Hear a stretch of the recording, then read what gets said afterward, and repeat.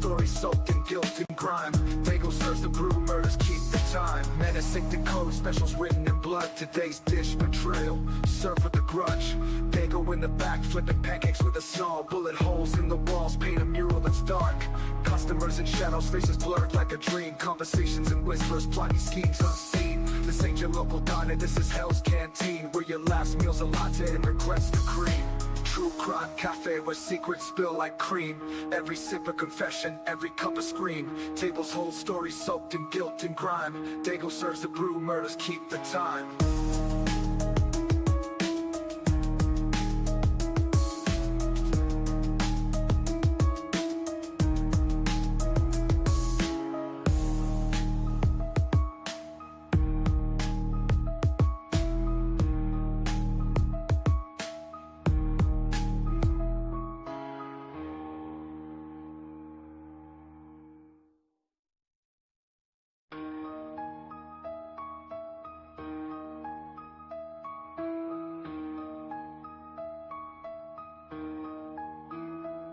Blood on the menu, coffee served blacker than a night raid. Knives out, silverware sharper than a switchblade. Cops on the block, sniffing scents like a bloodhound. Sharp lines drawn where dreams get gunned down. Orders come quick, whispers in the steam rising. Crooked deals brew, truth drowning, no compromise. In this cafe and quaint, it's a scene out of nightmares. Mugs clink, but the sounds laced with despair. True crime cafe where secrets spill like cream. Every sip a confession, every cup a scream. Tables hold stories soaked in guilt and grime. Dago serves the brew, murders keep the time. Menacing the code, specials written in blood. Today's dish, betrayal, served with a grudge. Dago in the back, flipping pancakes with a snarl. Bullet holes in the walls, paint a mural that's dark. Customers in shadows, faces blurred like a dream. Conversations and whispers, plotting schemes unseen. This ain't your local diner, this is Hell's Canteen, where your last meal's a latte and regrets the cream.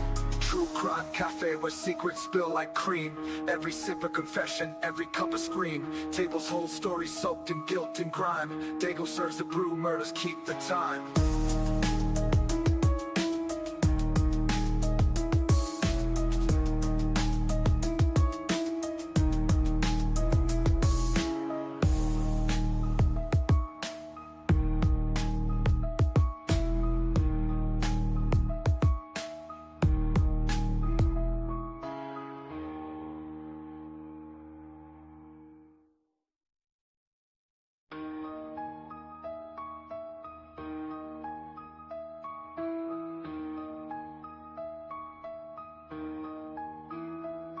Blood on the menu, coffee served blacker than a night raid. Knives out, silverware sharper than a switchblade. Cops on the block, sniffing scents like a bloodhound. Sharp lines drawn where dreams get gunned down. Orders come quick, whispers in the steam rising. Crooked deals brew, truth drowning, no compromise. In this cafe and quaint, it's a scene out of nightmares. Mugs clink, but the sounds laced with despair. True crime cafe where secrets spill like cream. Every sip a confession, every cup a scream. Tables hold stories soaked in guilt and grime. Dago serves the brew, murders keep the time. Menacing the code, specials written in blood. Today's dish, betrayal, served with a grudge. Dago in the back, flipping pancakes with a snarl. Bullet holes in the walls, paint a mural that's dark. Customers in shadows, faces blurred like a dream. Conversations and whispers, plotting schemes unseen. This ain't your local diner, this is Hell's Canteen, where your last meal's a latte and regrets the cream. True crime cafe where secrets spill like cream. Every sip a confession, every cup a scream. Tables hold stories soaked in guilt and grime. Dago serves the brew, murders keep the time.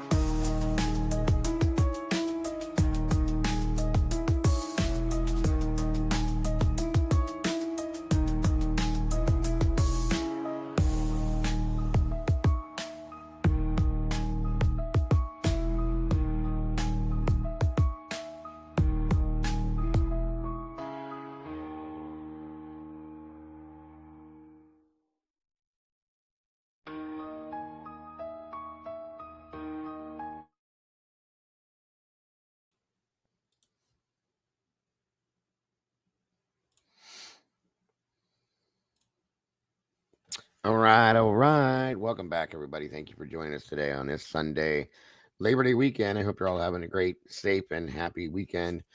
I appreciate you guys joining me today. Back to some of these new crime scene photos we've had released in Idaho. I want to finish up some of that. I want to talk about Jack Showalter. and look into the phone call that he made to Moscow PD and review a little bit of a few other things and have a discussion as always. I hope you guys are here for it. I appreciate you being here, period. Hit the like button if you will, please. Share this out. You know what comes next. Let's do that.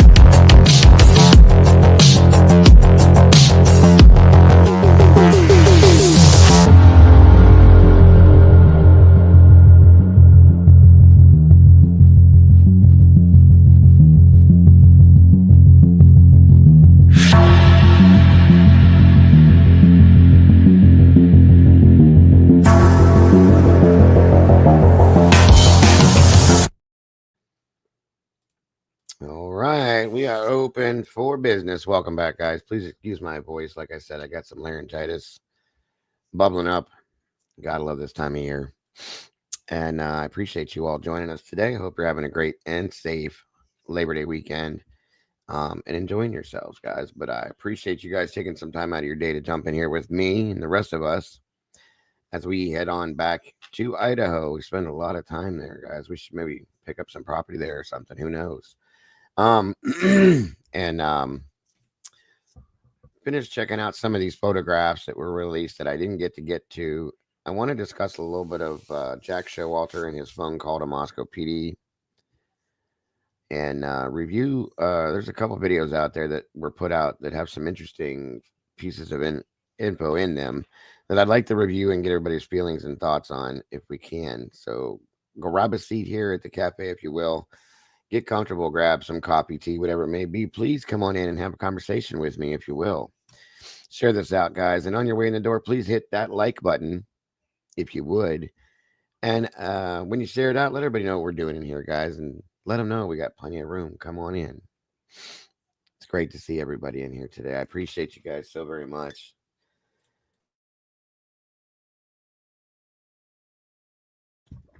Oh, man. I don't know if this reading has done this to me or what, but the weather changed. It's gotten colder.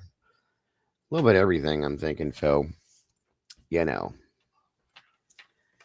welcome, welcome, welcome. Let's see. Who do we have here with us so far? It looks like Beach Babes in the house. Lady Speedwell, welcome back. The local lass, great to see you. Yvonne Poole, always happy to have you in the house. Miss Zakali, good to see you. Thank you for joining us. Gail G7, great to have you in the house. Miss CZ, great to see you. Great to have you here. Lily Rose, and of course, Brandy BROG. Good to see you, Brandy. It's been a while. Mama Bear floating into the chat there, out there working her butt off today again on a Sunday. Great to see you, Mama Bear. Please don't work too hard. And Bry Guy is in the house. Good to see you, Brian. Thank you for joining us today as well. Miss Amanda, great to see you. Come on in, guys. Grab a seat. Get comfortable. Plenty to talk about. That is for sure. That is for sure. Come on down, guys. Give it a few minutes here to see how many people we get in here before we get kicking. I don't want to have to go backwards, of course. Sky 1088, good to see you today. Thank you for joining us. Excuse me.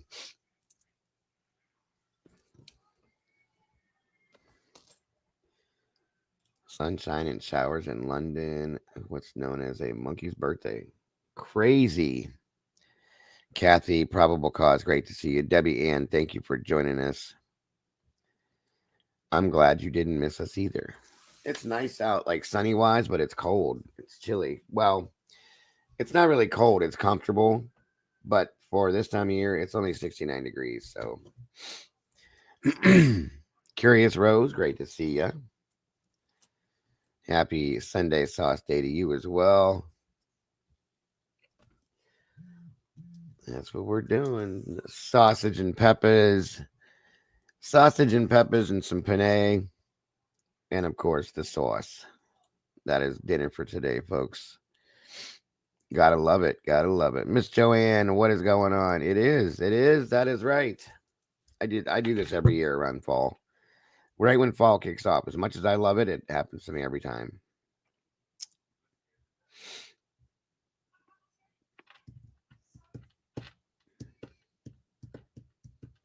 Looks like we got 41 peeps in the house. 25 likes. You guys are awesome. Thank you so much for joining us. Come on in and grab a seat.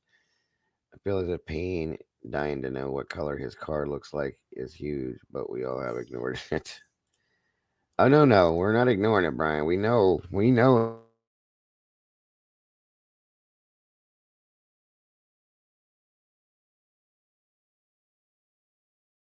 most definitely. 1 minute, folks.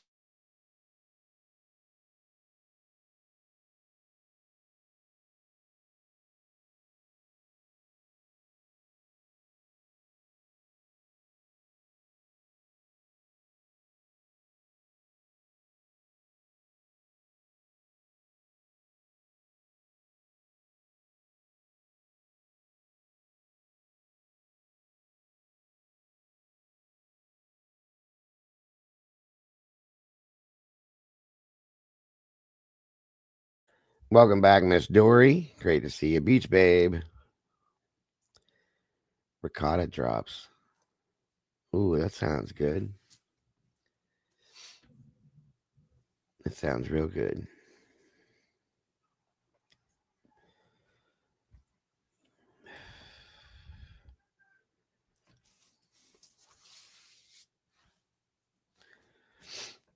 Right.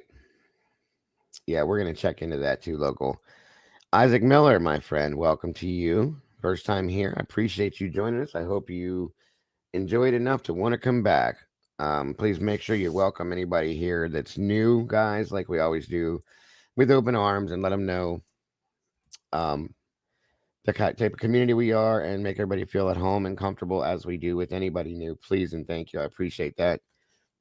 Legendary, first time here, my ass. Well, welcome to you. Good to see you, bud. Thank you so much. Great to have you here. Um, of course, Miss Joanne, always a happy day to see you here. Kathy, probable cause. Love seeing you guys. Let me see, guys. Make sure that you have down at the bottom of your chat screen. There's a little circle with a square box in it that's got a $sign in it. That, if you click on that and go in there and you allow yourself to receive gifts, that will allow you to receive free memberships that are gifted out through this community on a regular basis. I myself share them often too. So please, if you can, make sure that you can receive gifts so you can become a member, become a meatball, jump in the sauce with the rest of us. So that way, every day when we come out here to spell this sauce, see what's new with this case, you guys are in there with us. It's always a good time, guys. And love the color green. And I think every one of you guys looks great in green. Miss Charlene 101, great to see you. Welcome back. Done one, kindness cake. Always great to see you guys.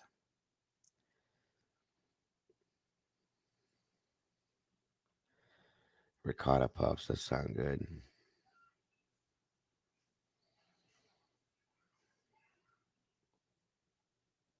Thank you, Joanne. Offset Guitar Tech.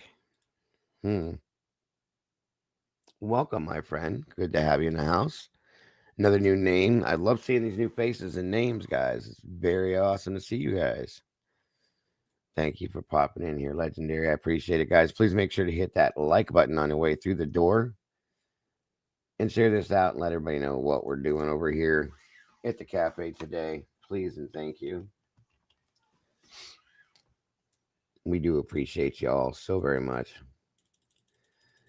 Excuse me. I do want to thank everybody that does put the purple hearts in here, guys. Those are in memory of Wisdom Speaks. She was one of our founding members of the channel. Big part of this crew and this community, and we do miss her so very much. We lost her not too long ago, very sadly, and she'll always be in our hearts, always be a part of this community no matter what. And I appreciate that very much to see those purple hearts there, guys. Those are always in memory of Wisdom. She was amazing, and if it wasn't for her, I probably wouldn't be sitting here today, still running this channel. So she's amazing, and thank you guys so much for that. Eddie's in the house. Welcome back, buddy. Great to see you today. I hope you're having a great Sunday. Always happy to see you, bud.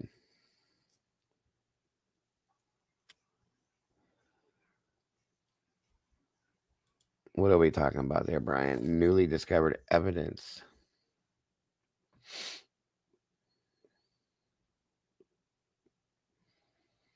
And everybody, please excuse my voice. If you're newer in here, I don't normally sound this way. Um, I got a bout of laryngitis. I think it's a combination of the weather change, going from hot to basically cold. It's been getting cold at night and all that fun stuff. And then the reading I've been doing like crazy. My voice is worn out a little bit. So please excuse my voice. I appreciate that very much. I don't normally sound like this.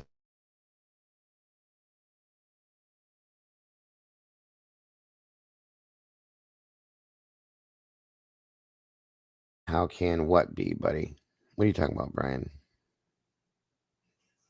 Oh, so a tan car with red head uncovered cop does not mean they were wrong. Brian, yes, it does. But we've talked about it. Remember, we know that. That's what one of my biggest issues was. Is that we know that Payne knows, Gilbertson knows that the two Banfield police officers that were undercover, not undercover per se, they were just plain clothes. They were in a Ford Fusion, silver four-door sedan, Ford Fusion undercover car. They were at the Banfield and they were making multiple passes the night of the murders. Okay. And they're circling and circling and circling multiple times. And it is known that that car was mistaken for the car that they're claiming to be Brian Koberger's. And Officer Payne and Gilbertson, the prosecutor, they all know this, but they continued to run with that narrative regardless. Okay. So that's the problem, is that they knew that. So yes, Brian, we absolutely know that. They absolutely know that. That's a problem. Officer Rosendahl and Tesdale were the two officers driving it. Molly McMichaels claims that she supposedly saw somebody with red spiky hair, which would be Officer Tesdale driving the car when she looked over. My issues are with that is that I don't 100% believe everything Molly says, but I believe that was a fact because they claimed in their report that they were the ones driving around that patrolling that night. Multiple passes that they made. We watched it in the 1112 video. We're going to review another video today that actually has some of that in it again, but it's got a lot of other stuff in it too. So, excuse me. So it is a big problem. Big problem. Debbie says, I think you reading Brian's papers last night really started shaking. Oh, good. They need to, as Eddie said yesterday, speaking of Eddie, hold on a minute here. Like Eddie said yesterday, people need to start seeing this for what it is and get off of that ridiculous guilt train because it doesn't exist. It doesn't make sense. And it's no, we see it now and it's in our faces. They're giving it to us, folks. It does. It is new evidence, Brian. But it wasn't new because it was already out there. They knew it already. I mean, it's new to us as far as evidence goes, but they knew that. Eddie, the link is pinned at the top of the chat, buddy. If you want to join us, I'd greatly appreciate it, and I'm sure everybody else does too because they love having you here. But they decepted everybody by not explaining that until after the fact. Welcome, Samir. Thank you for joining us. I greatly appreciate you joining us as well. Let me see. The shirt was a little different, but again, this came from Molly McMichaels, who is somebody that I don't truly trust her words. That's a big issue for me.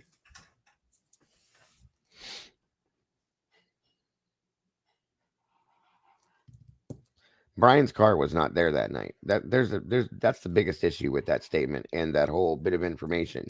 Brian's car was not there that night. Okay, it was a police officer's vehicle that was there, and I'm pretty sure that Payne used that same vehicle when he did the reenactment of that situation.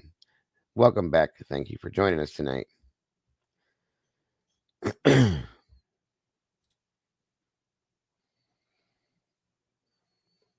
100%. They're telling us that he's innocent by everything they've given us.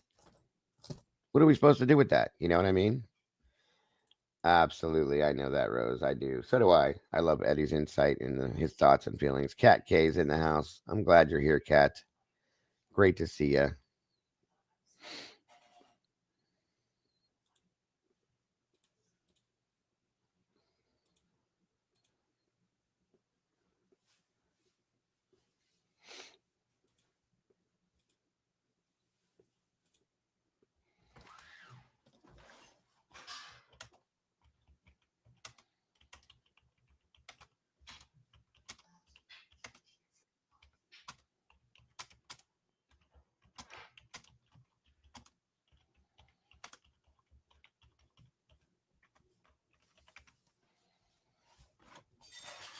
Let's see.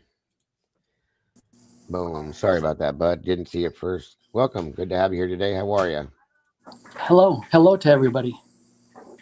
Welcome back. Always great to have you here, buddy. You having a good day today, I hope? Yeah, very nice day. I had a nice bike ride this morning. Weather was nice. A little chilly. Yes. Yeah, but it's better than sweating your brains out when you do it, you know? Yeah. Great to see you. Matt, good to see you here, bud. The weather is slightly chilly, but sunny, and it's nice here. I like this time of year. Jane Giori, good to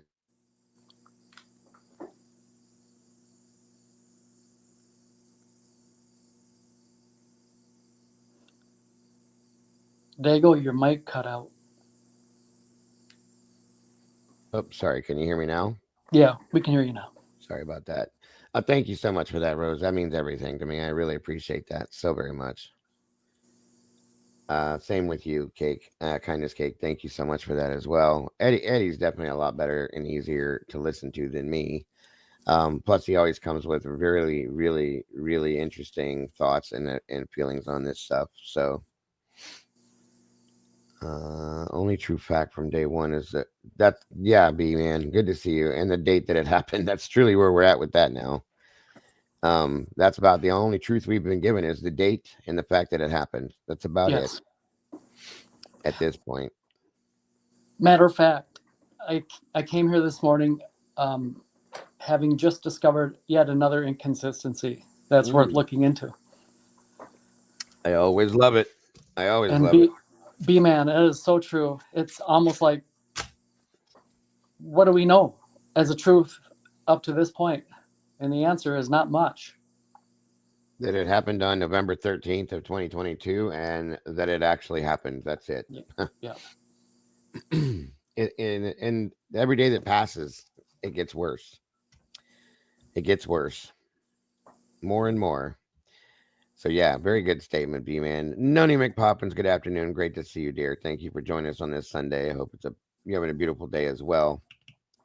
And again, for those of you that are celebrating Labor Day, possibly a day early, or yesterday, or any Friday, maybe even some people do. I hope you guys are safe, happy, and enjoying yourselves, but mostly safe. Please be careful out there. Please be safe.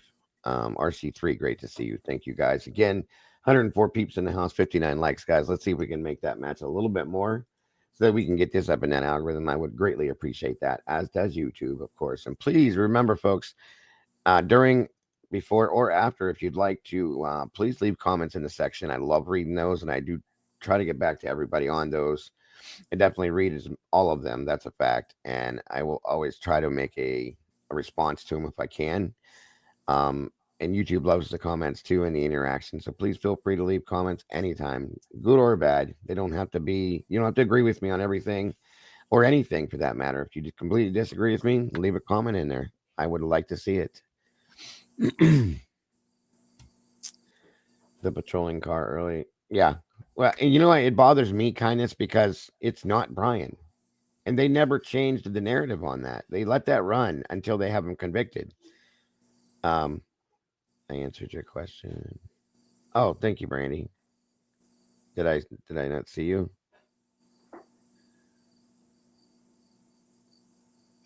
And they did that with multiple things, not just that, but that's a big one. That's them putting Brian at the house before the murders and leaving the house after. Thank you, Brandy. And um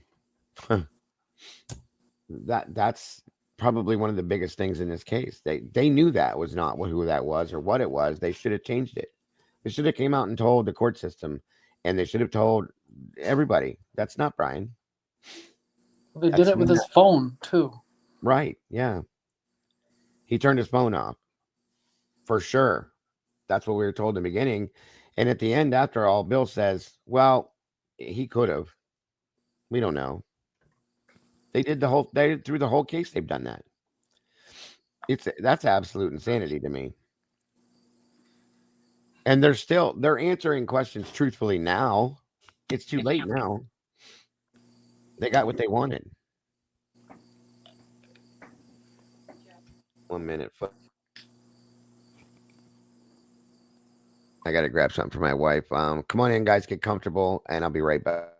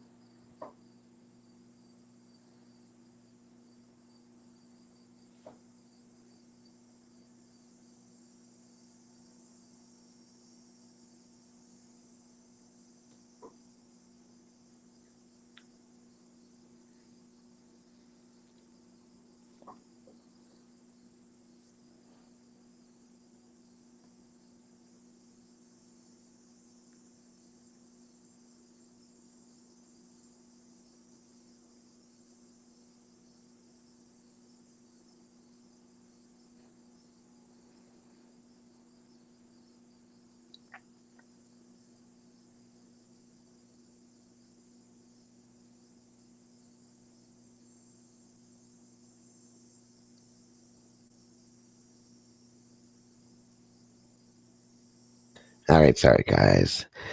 Welcome back, Aries. Good to see you. I'm excited. My wife is treating, as she always does. It's Sunday. Pictures of the firecracker wrapper. It's yellow, red, and black in Dylan's room. Please check it out. I have not, but we're gonna head through some of them pictures. Welcome, Sarah. And I want to see it. So yes. Peaky X, welcome back. Good to see you today. No, I'm excited. My wife makes this dessert called Death by Chocolate.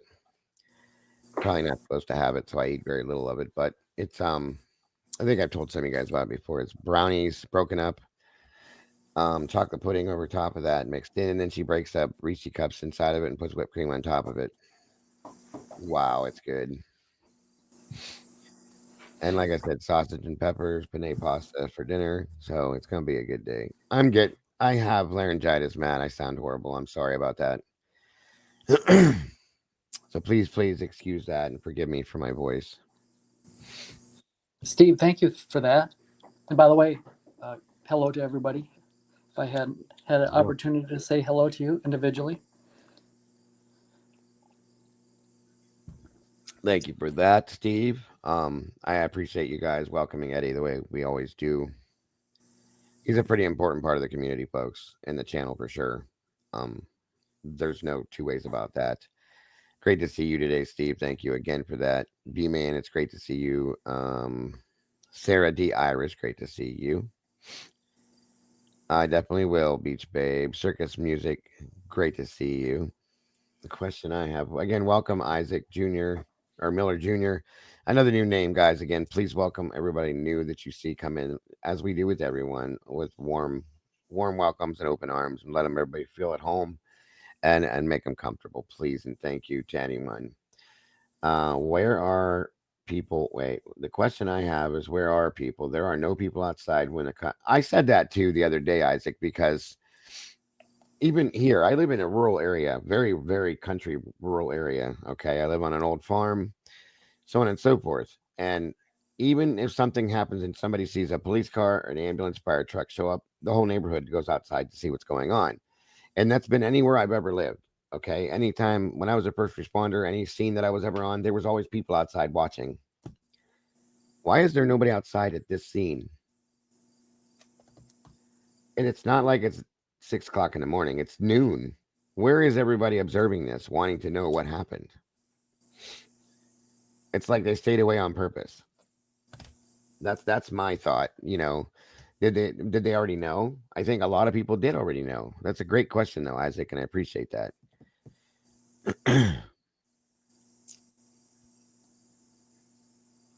That's okay, Dory. I don't want to upset people by eating ice, so I backed off of that. It's okay. Stitch is great to see you. CC Ice, hello and welcome.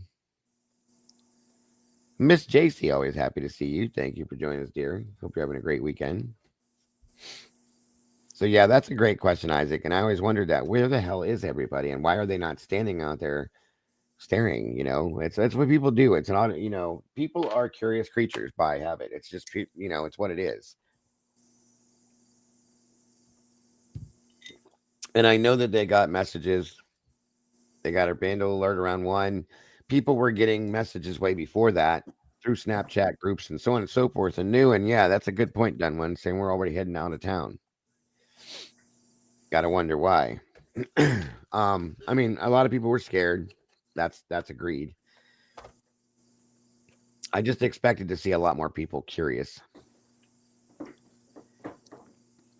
It's been a lot of negatives in this case for a while now. Those papers Brian did is a real bonus. Oh my God. And you guys, I was floored. I was completely floored. Jesse was on. I went after I shut down yesterday. I went over to Outcast because he goes live really late, and I wasn't completely tired yet.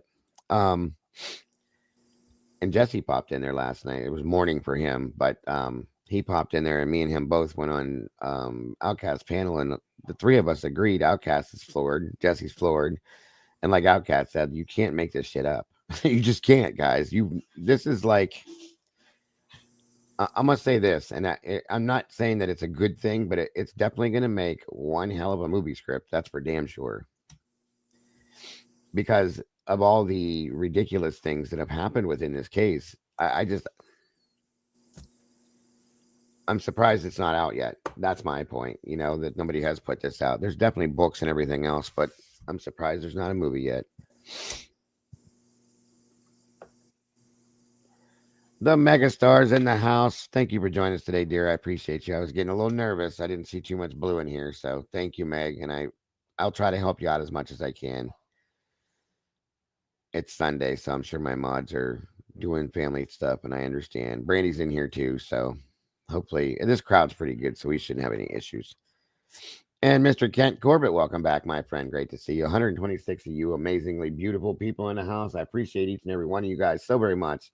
Please hit that like button, guys. We got 72 likes to 126 people. Let's see if we can make that match. And please, let's get this in that algorithm. Please and thank you. Come on in, everybody. So great to see you guys. Like I said, I want to look through the rest of these photographs. Maybe read a little bit more of that stuff. There's a couple videos I want to review that I found to be quite interesting in relation to. And Outcast did put out the call with Jack Showalter. I want to review that with you guys too, and have you guys listen to that and see if you hear any inflections in his voice and what your thoughts are on that call as well. A good handful of a few things that I want us to review today.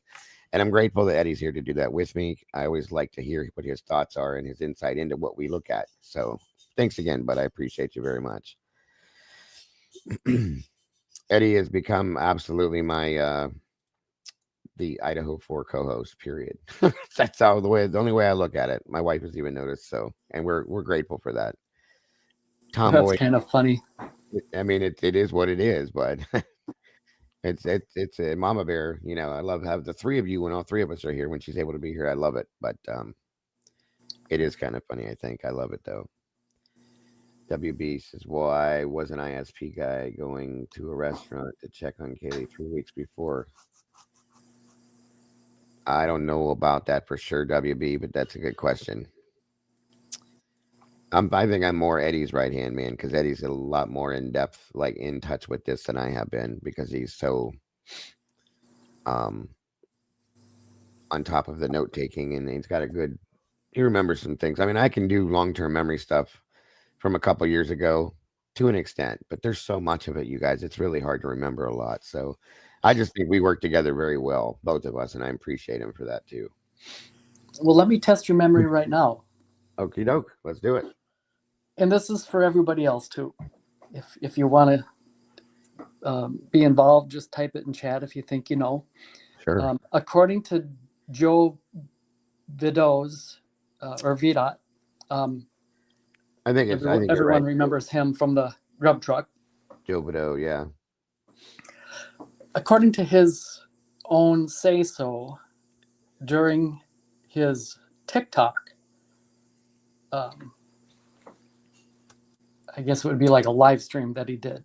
The first one where he had like bedhead, his hair was all messy. Not the one where he was half naked. Up. Yeah. Yeah. I think it was that one. What?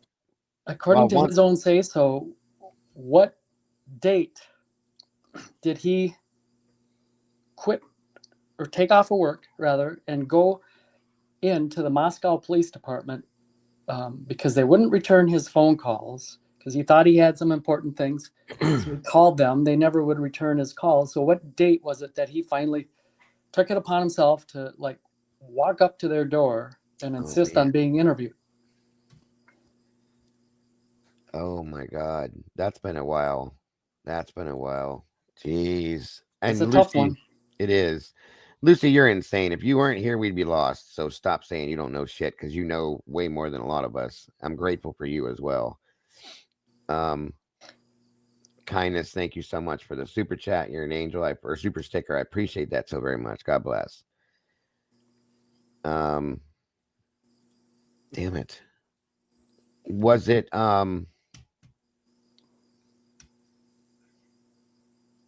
I want to say it was in December.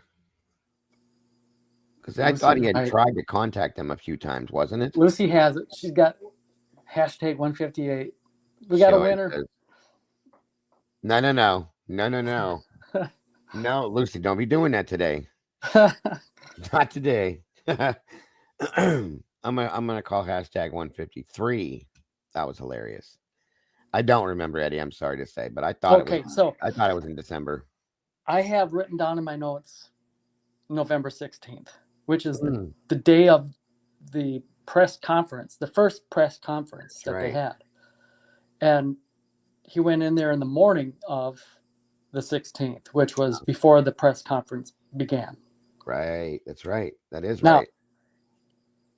I didn't want to just rely on my notes for that. I wanted to cross it to the actual video. So I went looking. Mm-hmm. And where we always, and everyone has seen this. Dago, you've seen it. It's just been a while. Everyone's memory is not as good as you'd like to believe. The fragility of memory. It's a real thing. So anyway, I wanted to go see the video and watch him say it himself. So I could be 100%. That video, by the way, it was Conspiracy that had it on her channel forever. That's where we always used to replay it and watch it. That video has been pulled down. Really? Yeah. Now, the reason why I'm asking all this, because this morning I watched someone cover ISP number 86. ISP, whatchamacallit, the supplemental... the things we're reading. What are they called? The reports, yeah. Report. I got you. I guess a report, yeah. Number 86. Are you able to quickly pull? I have an audio of one of Joe's. Yep, I came across that. I watched a lot of that one this morning. Did this help you with what you, because this is the one that I could find. He had a number of probably 3 Okay. By my estimate, he had a number of these videos that he put up, and this seems to be coming from like the second or third one. He was in his vehicle, and he was all bundled up. He wore, like, in one of them, he had a white knit cap and then a white hoodie pulled on top of the white knit cap. The only thing you could see was like his face. Mm-hmm. And then similarly dressed, probably in the same white hoodie, but he had a green cap on in one of the other interviews. So he was in his vehicle also on that one. And I listened to those, and he just didn't say the date. But on the first one, he did. And that one I cannot find. I'm not saying it's not out there, but I can't find it anymore. That's the wild. reason why I'm asking is because this ISP report 86 is talking about an interview they did with a redacted name. This person was at the Corner Club and also at the Grub Truck. Okay, well, it's either Jack Showalter, Joe Bedeau. That makes sense. So ISP report number 86, you're saying. Okay. Yeah. Would it be something you could quickly pull up? I'm trying to right now, sir. Let me see here. I got so many of these things and I'm not the most organized person. I'm sorry, folks, because I have so much stuff that I haven't had time to organize a lot of it. It's understandable. Take your time. But I'm working on it. I might have it here. Give me 1 second. I still have to go through and re-upload separately and break some of these down so that I can pull separate ones out like that. Which is something I have not done yet, but I'm going to do my best. Okay, hold on a minute here. So we got number 86, you said. So we're way at the top. Not that far, though. That's in the 30s. We need to be in the 80s. We're getting there. I'm proud of myself, Eddie. I pulled it up pretty damn quick. Shit. That was good. I'm getting better with this stuff. There's just so many reports between Moscow, the documents, and luckily those are separate. Moscow, ISP, and all the different photographs. It's a lot, you guys. It really is to break it down. I haven't had a moment when I'm not doing this to sit here. When I'm not sitting here, I'm trying to spend time with my family so I don't have the extra time to like separate everything, break it into different files. And I need to do it though. And I'm going to at some point. That way it's all where I can grab it without having to go through specific links. So I will be more organized. That's a promise I will make here relatively soon, because it drives me nuts how unorganized I am. I'm OCD and I can't handle that for too long. So, okay. I think we got it right here. And keep it real. That's a good point, and it's a very huge possibility. So you're on track there with something, I should say. All right, buddy. Here we go. I think this is the one. It says on November 15th of 22, Detective Hugh Powell and I conducted an interview with, we'll say, Joe, at the Moscow PD, located at 155 Southview. We know where that's at. Two things real quick. Yes, already. Sir. Right above the narrative, which is that long red bar that's right above the paragraph that you're reading, right above that, it says the age of the person being interviewed. So take note of that. 33, and that Joe was a bit older than the rest of the crew, you know, the Showalters and all the Jacks and everything. So yeah, that's a good point, Eddie. I'm glad you grabbed that. I should have pointed that out myself. And of course, also notice the date. November 15th, they're claiming. Yep, November 15th. That's off by 1 day, according to Joe's own say-so. Agreed. And let's see, this was reported on January 6th, approved on January 10th. The interview was done on November 15th, and this was finally printed out on July 8th. So look at all them dates, you guys. Their disorganization is one of the worst. Tara, welcome. Good to see you today, dear. I hope you're having a good weekend. Joe was definitely at the Corner Club. In fact, he explains how he and Maddie got into words. Yeah, because she kept bumping into him. He was saying he wasn't happy with Maddie at all. And he was complaining about her at the club and at the Grub Truck, if I remember correctly. So, yes. And then Maddie turns around and, she says F you to everybody thought it was Jack Showalter. I agree with you, Tara. I truly believe that it was at Jovido because he kept saying ignorant things to her, and he had been doing it seems to be all night. So very good point, Tara. Thank you for bringing that up. Midnight welcome, good to see you. And I remember the one interview was like, yeah, she was smashed, man. She kept bumping into me and slamming into people and cutting in front of people. Okay, so you just say, hey, excuse me. You don't have to be a dick about it, you know. Anyway, so yeah, I think Eddie's right on this one. He says he left his apartment approximately at 8 p.m. on November 12th, of 22 with a female friend named Blank. I don't know her name, but I think I know who she is because I think she was at the grub truck with him. They went to Mingles, a bar in Moscow, and ended up meeting another female friend there. And the three of them left for Corner Club between approximately midnight and 1 a.m. Now, mind you, if I'm correct, somebody correct me if I'm wrong, but isn't Joe like married with the kids or something like that? I thought. I think that's what we all kind of agreed to. Um, I would have no way of knowing one way And or we the thought other. it was strange because he was hanging around college kids and going to bars and partying, you know, like it just seemed weird. And yes, bro, the girl in the white jacket.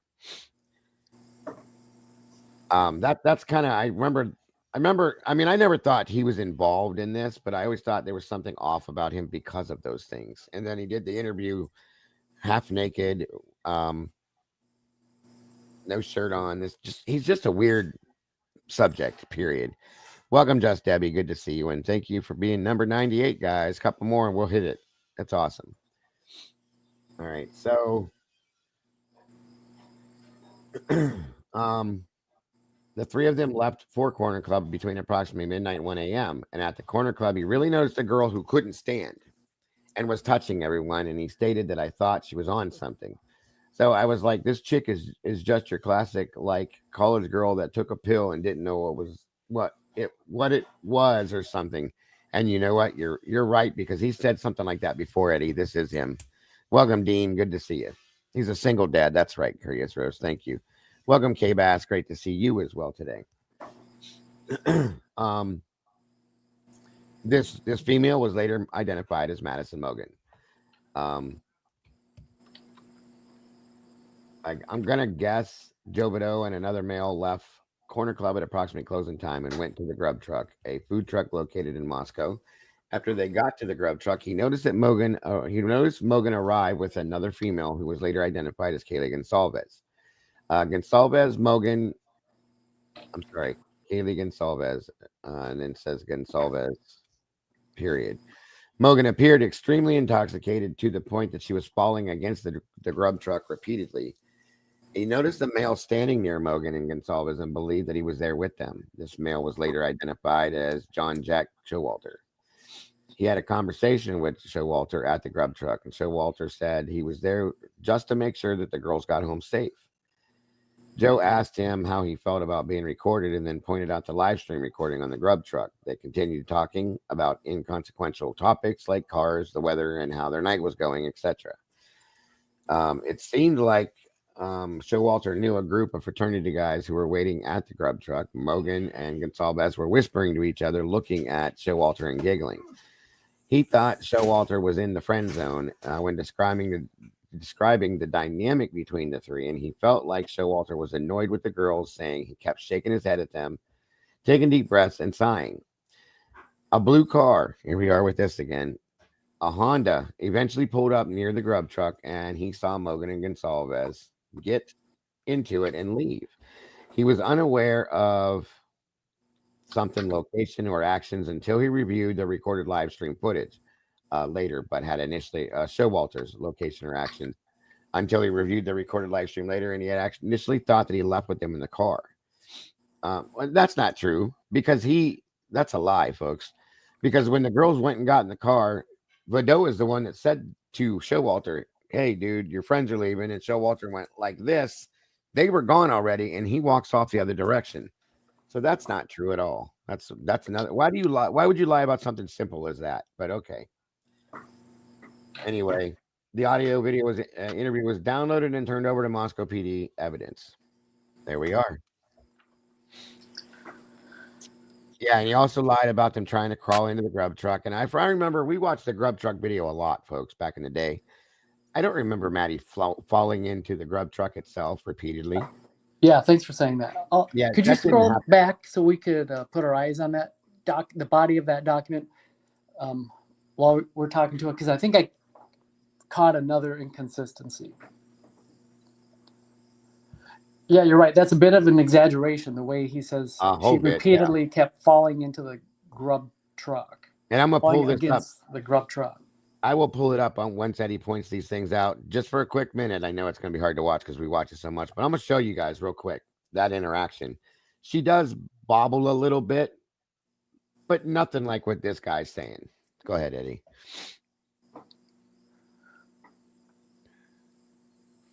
Oh, I'm trying to find what I thought was another inconsistency, so I might need a moment. Take your time, bud. Welcome, Docket. Docket says, given how the evening ended up, I would not want to be saying I was in a role of keeping them safe or getting amen to that, bro. By the way, the link is pinned. Docket, you're always welcome to jump up anytime you feel like it, brother. We always like hearing your input as well. So just so you know that. Yeah, he was not as we're waiting on, take your time too, Eddie. We can discuss these things. Joe Bordeaux was not a likable person to me. He was not a viable person. He was definitely not a reliable witness in this situation. He lied. We caught lies from him when he first put out his first interview, and the second, and the third, and he's doing it again. She never, ever, and I'm going to show you here, like I said, a quick clip of this here whenever we're done with this. She never bounced off the truck once that I can think of. I know she walked in between him and who he was talking to once. But she didn't slam into anybody or nothing like that. So, like, this is just ridiculous.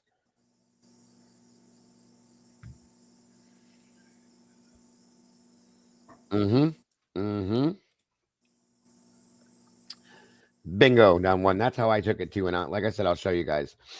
I says I considered her to be bouncing, leaning on the side of the truck, but purposefully moving toward warmth and backing away because it was cold. That's very true, and I agree with that. There she is. Our cat lady's in the house. Good afternoon, ma'am. Good to see you, dear. I hope you're having a great weekend. I love seeing you here. Yeah, this is another person, in my opinion, that has a pathetically boring life and wanted to insert himself. Period. He wanted to become somebody. He wanted 5 minutes of fame. He inserted himself, and that's that. The same way Enan did, in my opinion. So, but thanks for indulging us.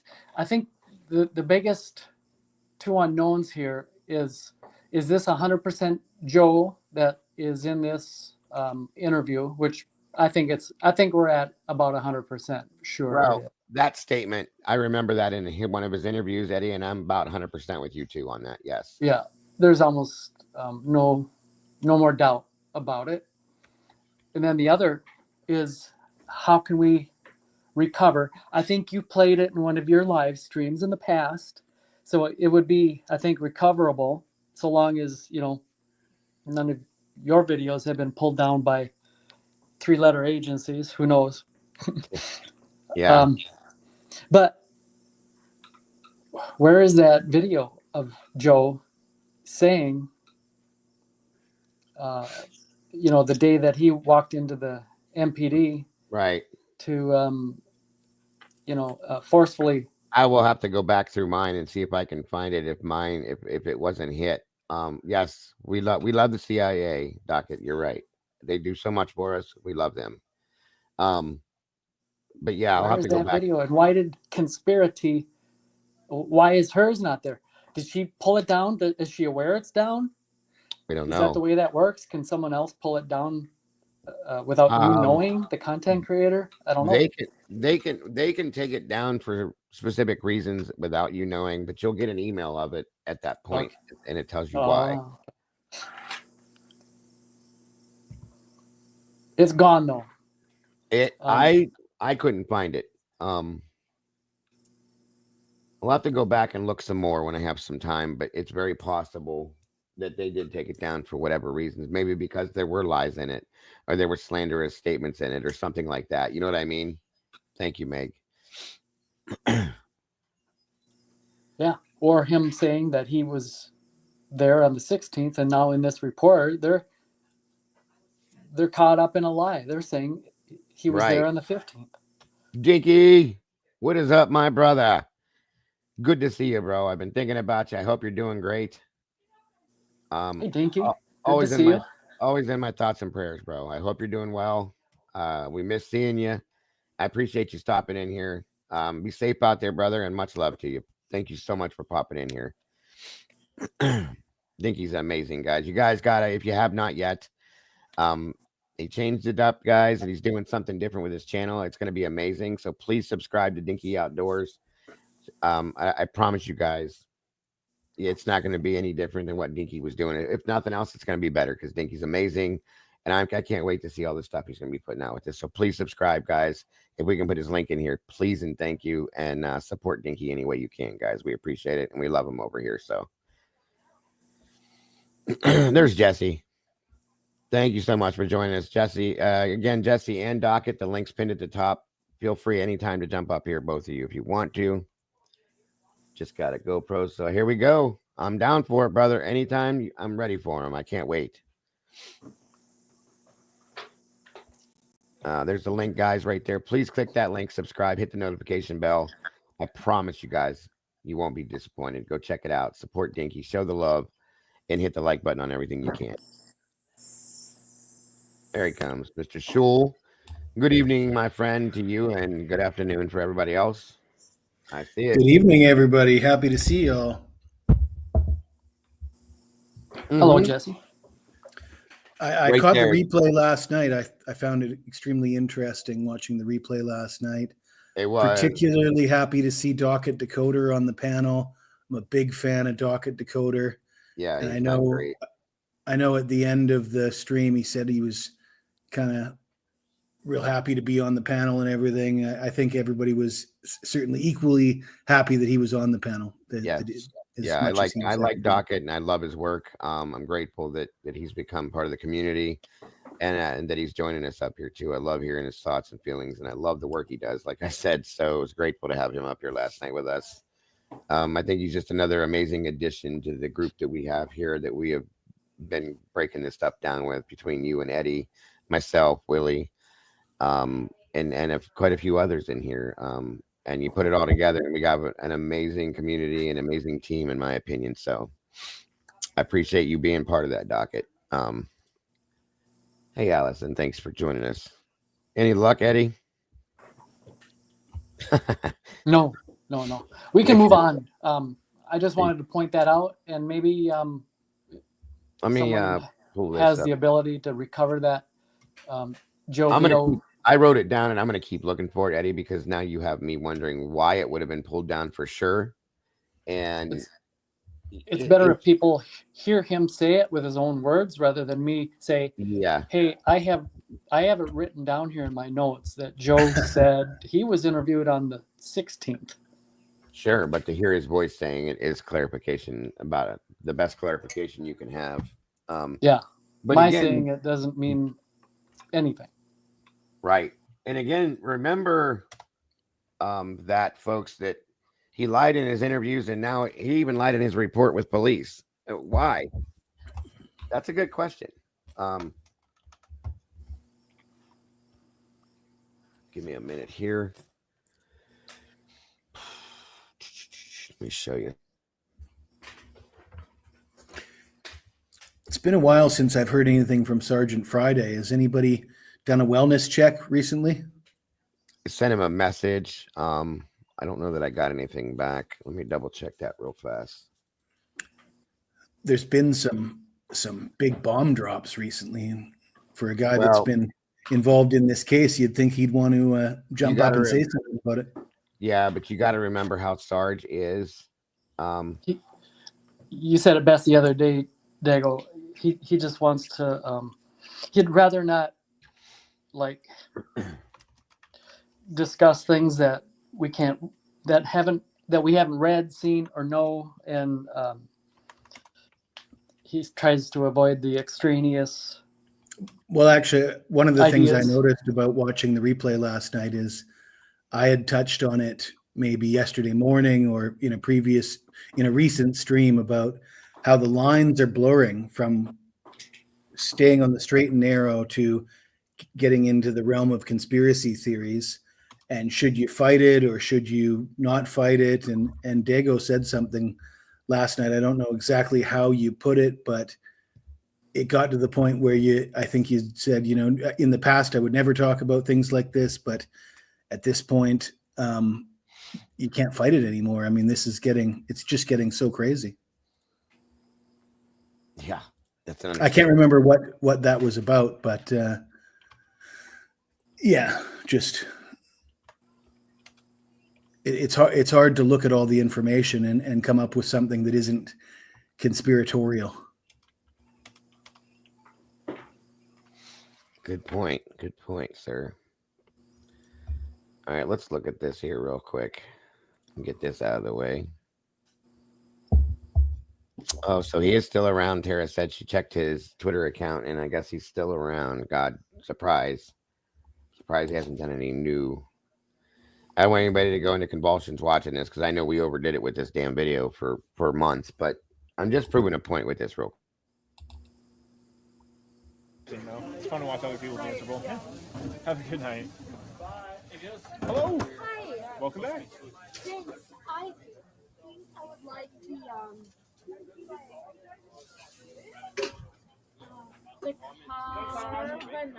Okay.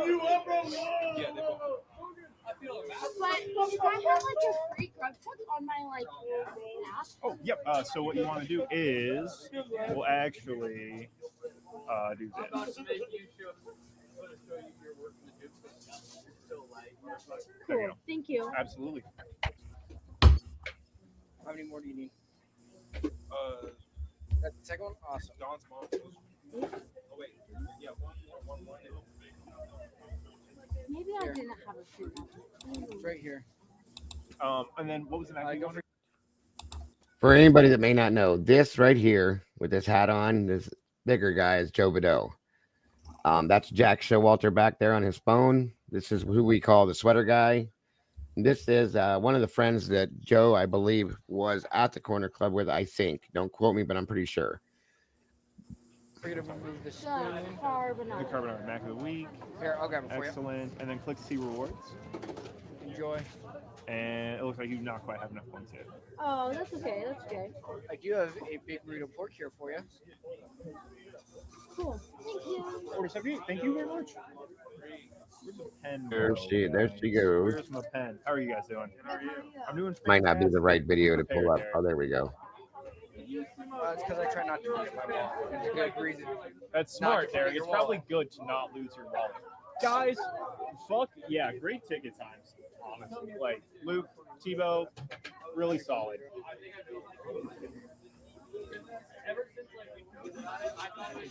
Order 85. Thank you. Can I do the big burrito? But I'm gonna really quickly on some cheese sauce. Can I get it with that? That's Chipotle slaw. Yes, you absolutely can. And then No without slaw. the onion salsa. No salt.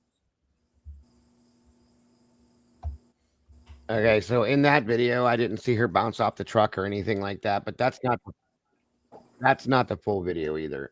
Yeah, that's not a good video. There's I have other videos out there that have there's 2 outdoor cams. Yeah, I know. I have like 15 of these up in my stuff, and I just grabbed the first one I saw. It's definitely not the best one. Hold on a minute here. This might be one. Multiple people put them out. I have one that's really good, and I don't know which one it is because I didn't label it. Let me see something here. Where's the timestamp? You see that this one doesn't even show the timestamp. There we go. I don't think they're even there yet. Full Twitch. Okay, hang on. So we got to come down further a ways in to get to where they're there. If I remember correctly. All right, this is the one where they got it broke down into the 4 cams. This is one of the better ones. And folks, we broke every bit of this damn thing down. I mean, what creator is this one? This came from, and I want to give me a minute here. I want to thank her. J is for Justice.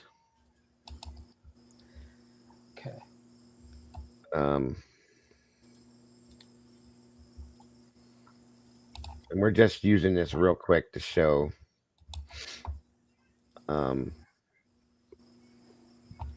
Hold on a minute. There's Jay's link for anybody that wants it if you want it.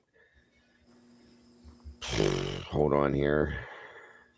It's not given the timestamp. The one I have that I like the most has the timestamp on it. I know it was later on.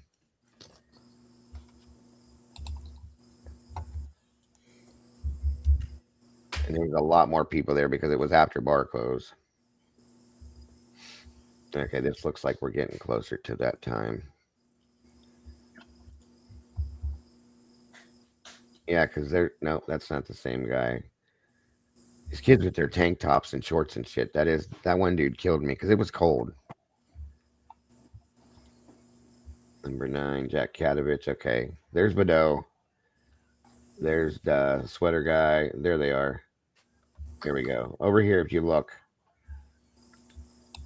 Here, let me back that up just a tinge. Yeah, I've seen that one, Micro. Or seen that, by the way. I'm sorry. Rach is in the house. Good to see you, Rach. Yeah, this guy is just... I don't even know what to tell you about him. He's not... In my opinion, he's not a nice guy. Very disrespectful towards... I thought it was very disrespectful towards Maddie.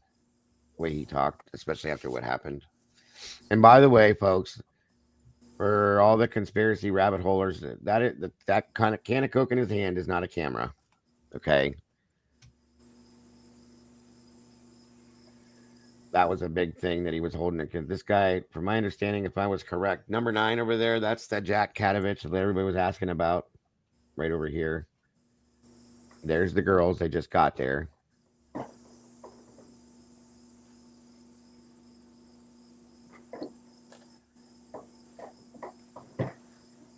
Okay, so she goes by. Well, let me pack. Well, if you watch the top camera, you can see she doesn't even really bump into him. She bumps more into the garbage can when she goes past him.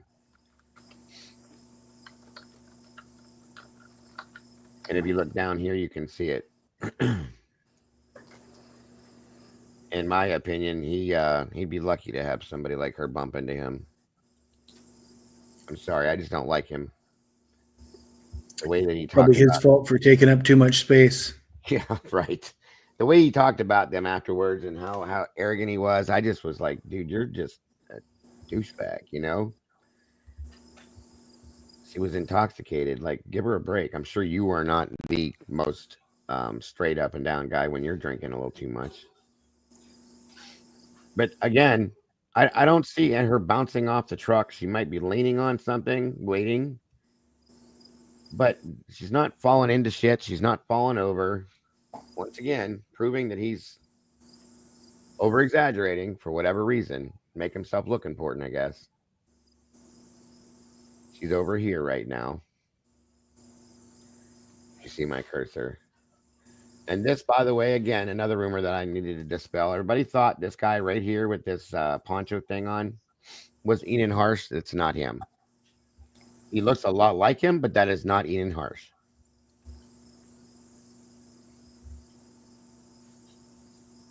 These are rumors that I tried to dispel when I could back then, but I know there's still a lot of people rolling with it. It's not Enan Harsh.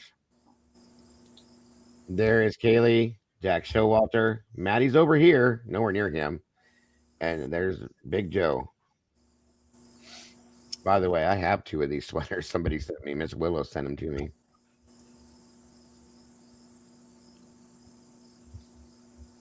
And I can't remember this guy's name, but his name was put out there too. I can't think of it right now. Who dresses like that in November, though, guys? It did, Bombshell. You're right. Yeah, people were calling out all sorts of people in this photograph. And at one point in time, a lot of people went nuts with it, saying that they saw Xana and Ethan here, and they were not here, folks. It even had tried to convince Kara that they were here, Xana's mom, and they were not here. I promise you that. This is the guy right here that they thought was Ethan, and they thought this was Xana. That's not true, as you can see very well when you look up close up at the camera. There she is. She's still standing there leaning, folks, but she's not falling. She's just waiting. I think, yeah, people really thought that we're trying to convince everybody that was Anna and Ethan, and it's not. Like I said, I analyzed this video for months. Right, Meg. Exactly. She's not moving, not doing nothing. So Joe needs to stop telling lies. And Jack Showalter's still over here talking to him. And by the way, just for a quick little tidbit of information, I think it was 336 or 338, the unmarked police car and the two plainclothes officers. This is the guy that they stopped with his buddy for taking the street sign at their apartment complex. In another video, the guy here with the sweater on. And once again, everybody tried to turn that into something too. And I have, that has nothing to do with this, in my opinion. Once again, Maddie's not moved. There was one time I saw her walk when Widow was standing here talking to this group here. I think this guy and the girl in the white coat, he was standing here taking up space. And she walked around between the middle of them. And I don't think she even bumped into anybody, folks. So Hayden, that's it, Ro. Thank you. Hayden, I can't think of his last name. You're good with the names. You guys are great with the names. I've just had so many of them, unless I look down at a notebook, I can't remember them. So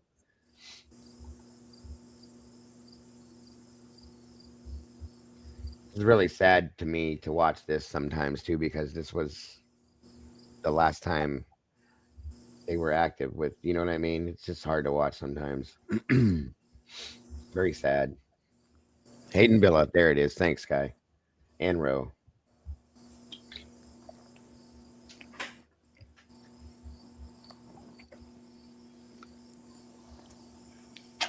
Until I had like a store.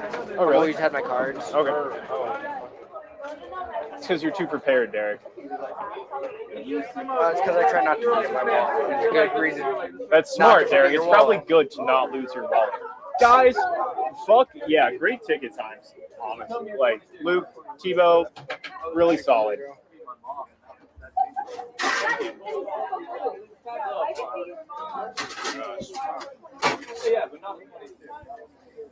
Love it. So, Joe, how close are we to? I will tell you guys the one thing that I noticed a lot with this video is if you watched this, the entire thing, and even the walk to the grub truck with her, with Kaylee, Maddie, and Jack. Kaylee's on her phone the entire time. She's on her phone the entire time here. And then she gets home and she's constantly, and that's when she's on her phone. That's when she asked, Maddie, what did you say to Adam? I said, I told him everything, all that stuff.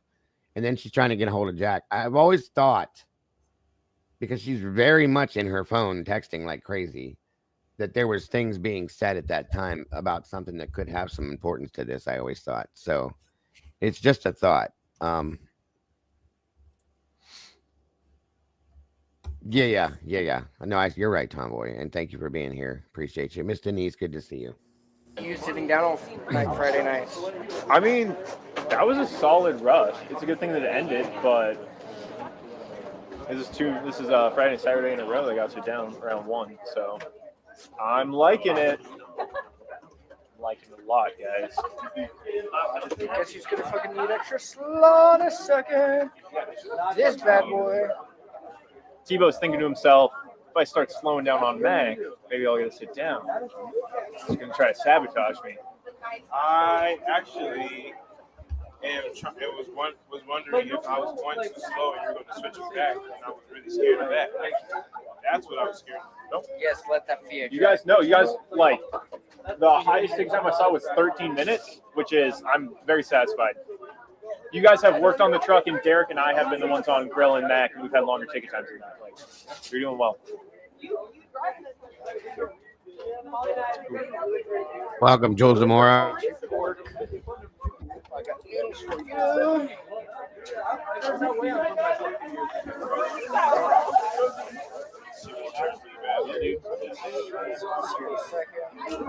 Hell yeah. All right, what did I miss? Reduce, reuse, lol. Yeah, fuck yeah. That gets them under. And then, like, they want their numbers to be called. Are you knowing that? No. All right, so how many times have we seen Maddie fall into the grub truck itself? I haven't seen it once.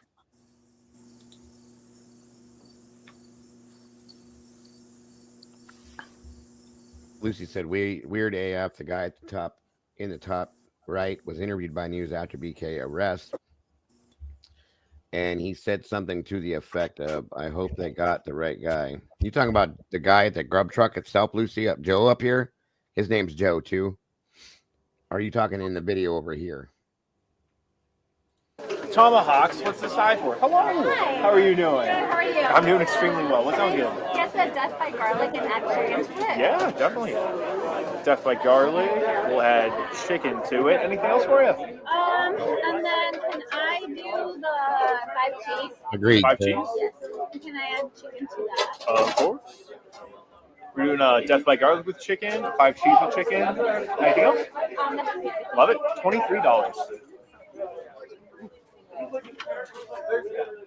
Yeah, You guys that have, was an interesting thing, any wasn't NFC, go Ben. Any whatever sort of payment you have on your phone, we can take. Order 84. Thank you. We do not have the scan one though. So like if you're trying to pay with Cash App, you have to like scan a thing. We don't have any sort of QR crap. How are you doing? Sorry, good. Oh no. Good, excellent. Sorry. Okay, yeah. Can I get 2 chicken tacos? 2 chicken tacos. You got it. One big burrito chicken. $7.50. If that's everything for you. Or slide? Yeah. Slide, tap, insert, facing you with the chip. Any of it.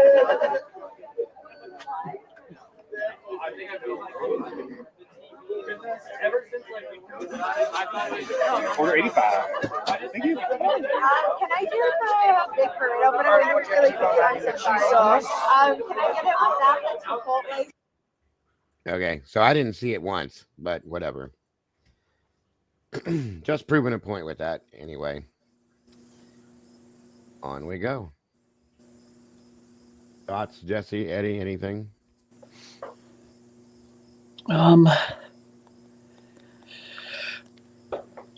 Yeah, just the biggest inconsistency is the date of the interview. That would be something that would be easy to get right. Yeah, I'll be looking for that interview if I can find one consistently. Yeah. And where's the Joe Vito TikTok video? Where we can hear him saying himself what the date was that he went into MPD.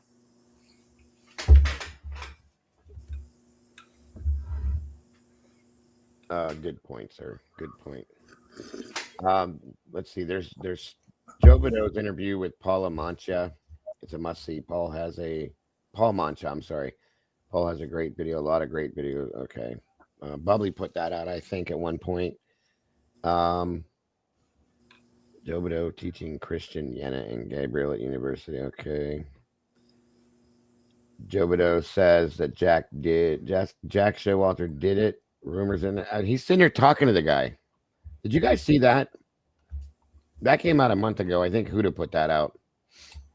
And then we have the one with Joe with the green hat on in the vehicle. I think we have the audio. And yeah, I remember him blaming Showalter at some point. Okay, so 9 is not Katovich. Okay, thank you, Rach.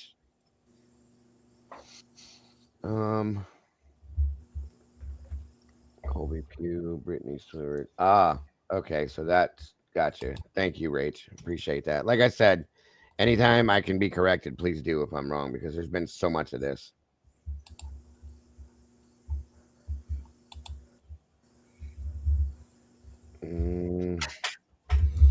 The other inconsistency, Dago, you mentioned that you had told us while we're watching the Grub Truck video, you said, notice how Kaylee is constantly on her phone.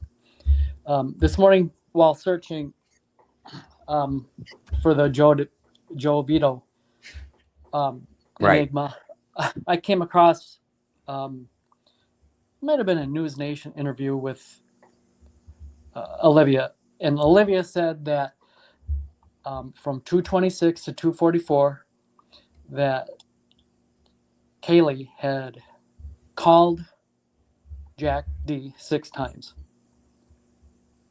Specifically, 6 times. And now we learned that there was a 14-minute FaceTime call from 226 to 244 that Jack D does not recall. Right. Interesting. Yeah. And I know we've been over that before, but it's very interesting. How can that even be? That's a big discrepancy. It is really big, actually. I have to agree. I'm still of the opinion that they all knew that Dave was right in his assessment, that Kim was right in her assessment, and nothing that's coming out new has swayed me off of that.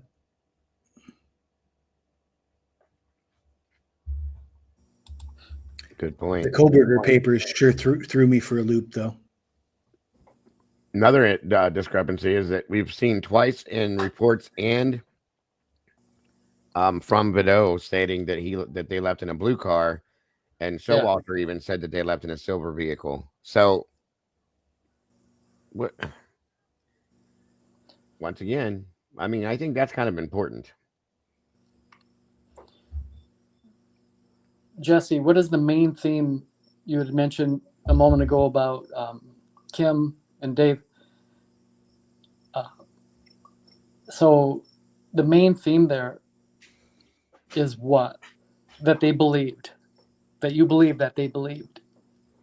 Well, they believe that the majority of the people in the ecosphere of that house and the close friends surrounding Kaylee, Maddie, the 4 roommates were all aware of some issue that came to head, and the reason why they're all aware of the reason why it happened and who is likely the perpetrator, because there was some issue that we've never been privy to.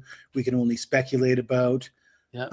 But based on what they were saying, in fact, Dave never said that. Dave never said anything like that. Kim sort of said that. But I guess if you're asking me what my opinion is, that is my opinion, that there was an issue brewing, a big issue. And when this happened, the kids knew, the college students, I shouldn't say kids, but the college students knew what it was about, knew who was likely involved right away. The timeline. Nothing I've seen has led me to believe anything different. And everything that Dave and Kim said has sort of been validated over time. And I haven't seen anything that's debunked what Dave and Kim said.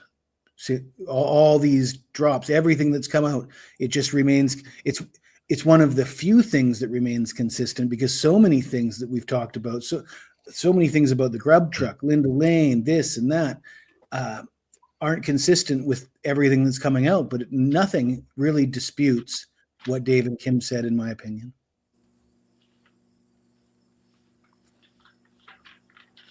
Yeah, and I would agree. It kind of is all about that. When did everyone learn? How many hours before the 911 call was everyone aware? And I guess the point I'm making is, sometimes we break down things on this channel, and sometimes I see people breaking down things on other channels, and we get into speculation and we get into trying to fit pieces together, and some of that hypothesis sort of veers off. And to me, I think it's important that if you believe what I just said, and I firmly believe it, you probably want your theory to somehow turn around and connect to that somehow. You know what I mean? Like, because if your theory veers off to something that can't come back to that, and you do firmly believe that, as I do, you might be just going in the wrong direction. And I think I'm still of the opinion that when I'm trying to, and the Koberger papers really threw me for a loop. I was really not expecting that. I thought that was just a complete bombshell. I still don't know what to make of the fact that he was studying death penalty cases and confessions before this happened. I mean, it really stinks of like really conspiratorial It's stuff. crazy. It really does. It's crazy. And I can't make that link up to the Dave and Kim either.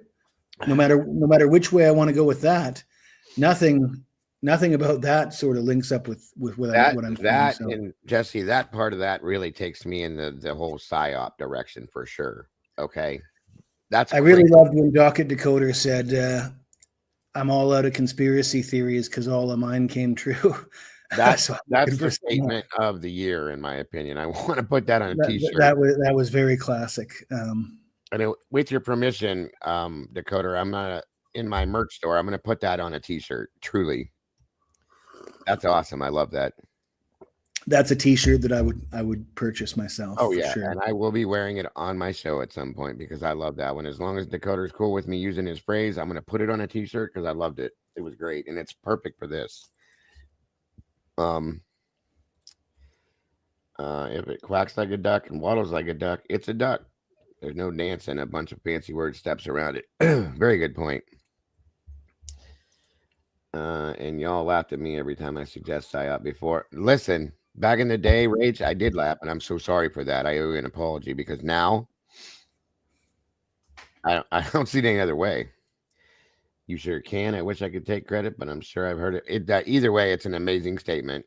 It really is, and it's going to be on a T-shirt now. So 100%, I love it. It's a great statement. So first thing I want to do here besides that guys, is I want to review this video really bad. And this even has figments of Kim and I from 2.5 years ago in here. And Kim is making statements, folks, that I brought up a while back from then.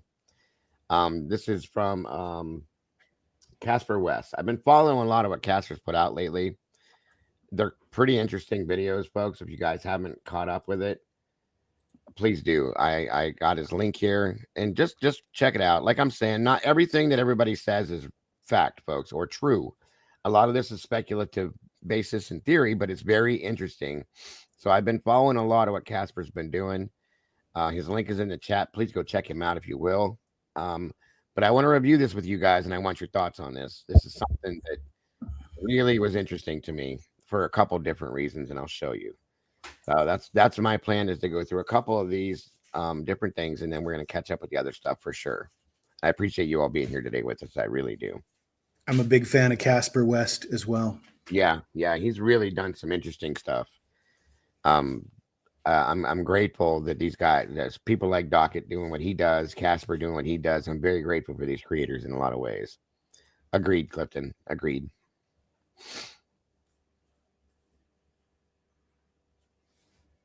Address for verification. The address, 1122 King Road. And tell me exactly what's going on. One of our roommates has passed out, and she was drunk last night, and she's not like. By the way, something I wanted to point out to you guys in this call that I don't know if a lot of people caught. How many of you guys heard the laugh in the voice when she's making that statement there? Did anybody else hear that, or was that just me? No, I definitely heard that, and I think I have commented on that in the past. It bothers me a lot. If you didn't hear that, pay attention to the inflection in her voice. And he's going to go on to highlight oh, by the way, there's a man in the house, and I really had a problem with how that was framed, as if, by the way, like we're just inserting this. This isn't something that actually happened. We're just going to, by the way, that's. Yes. Yeah. My friend's dead and there's a man in the house. That's not a by the way statement. Those two things don't jive, in my opinion. 100%. And it just, you can almost hear this, You know how when you're talking to somebody on the phone, you can hear the smile on their face by the way their voice is sounding and the way their voice comes across. I hear that, and I can hear like almost like a chuckle when she makes that statement, which is problematic for me. It really is, because this is not a joking matter by any means. Exactly, WB. In some senses, yeah. I didn't, but I find it weird that she said the roommate instead of our friend. Thank you. Thank you.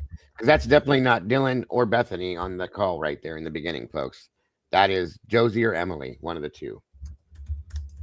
One of the roommates is passed out, and she was drunk last night, and she's not waking up. Right there. One of the roommates is passed out with a laugh. That's sickening to me. I'm sorry. Yep. Okay. Oh, and they saw some man in their house last night. Okay. Oh, and they saw.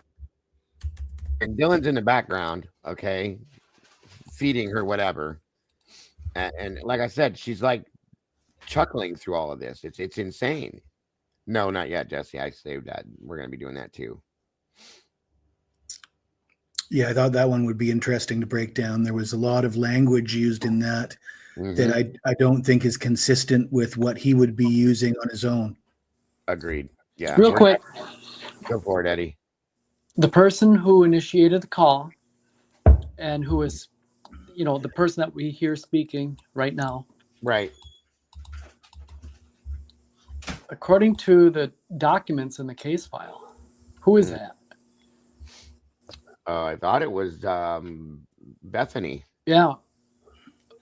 But it can't be. Notice well, she's not there for one, and two, that's not her voice. Yeah, if you rewind that just a bit, didn't she say that they're roommates? I think she says the roommates. I don't know. I might be wrong though.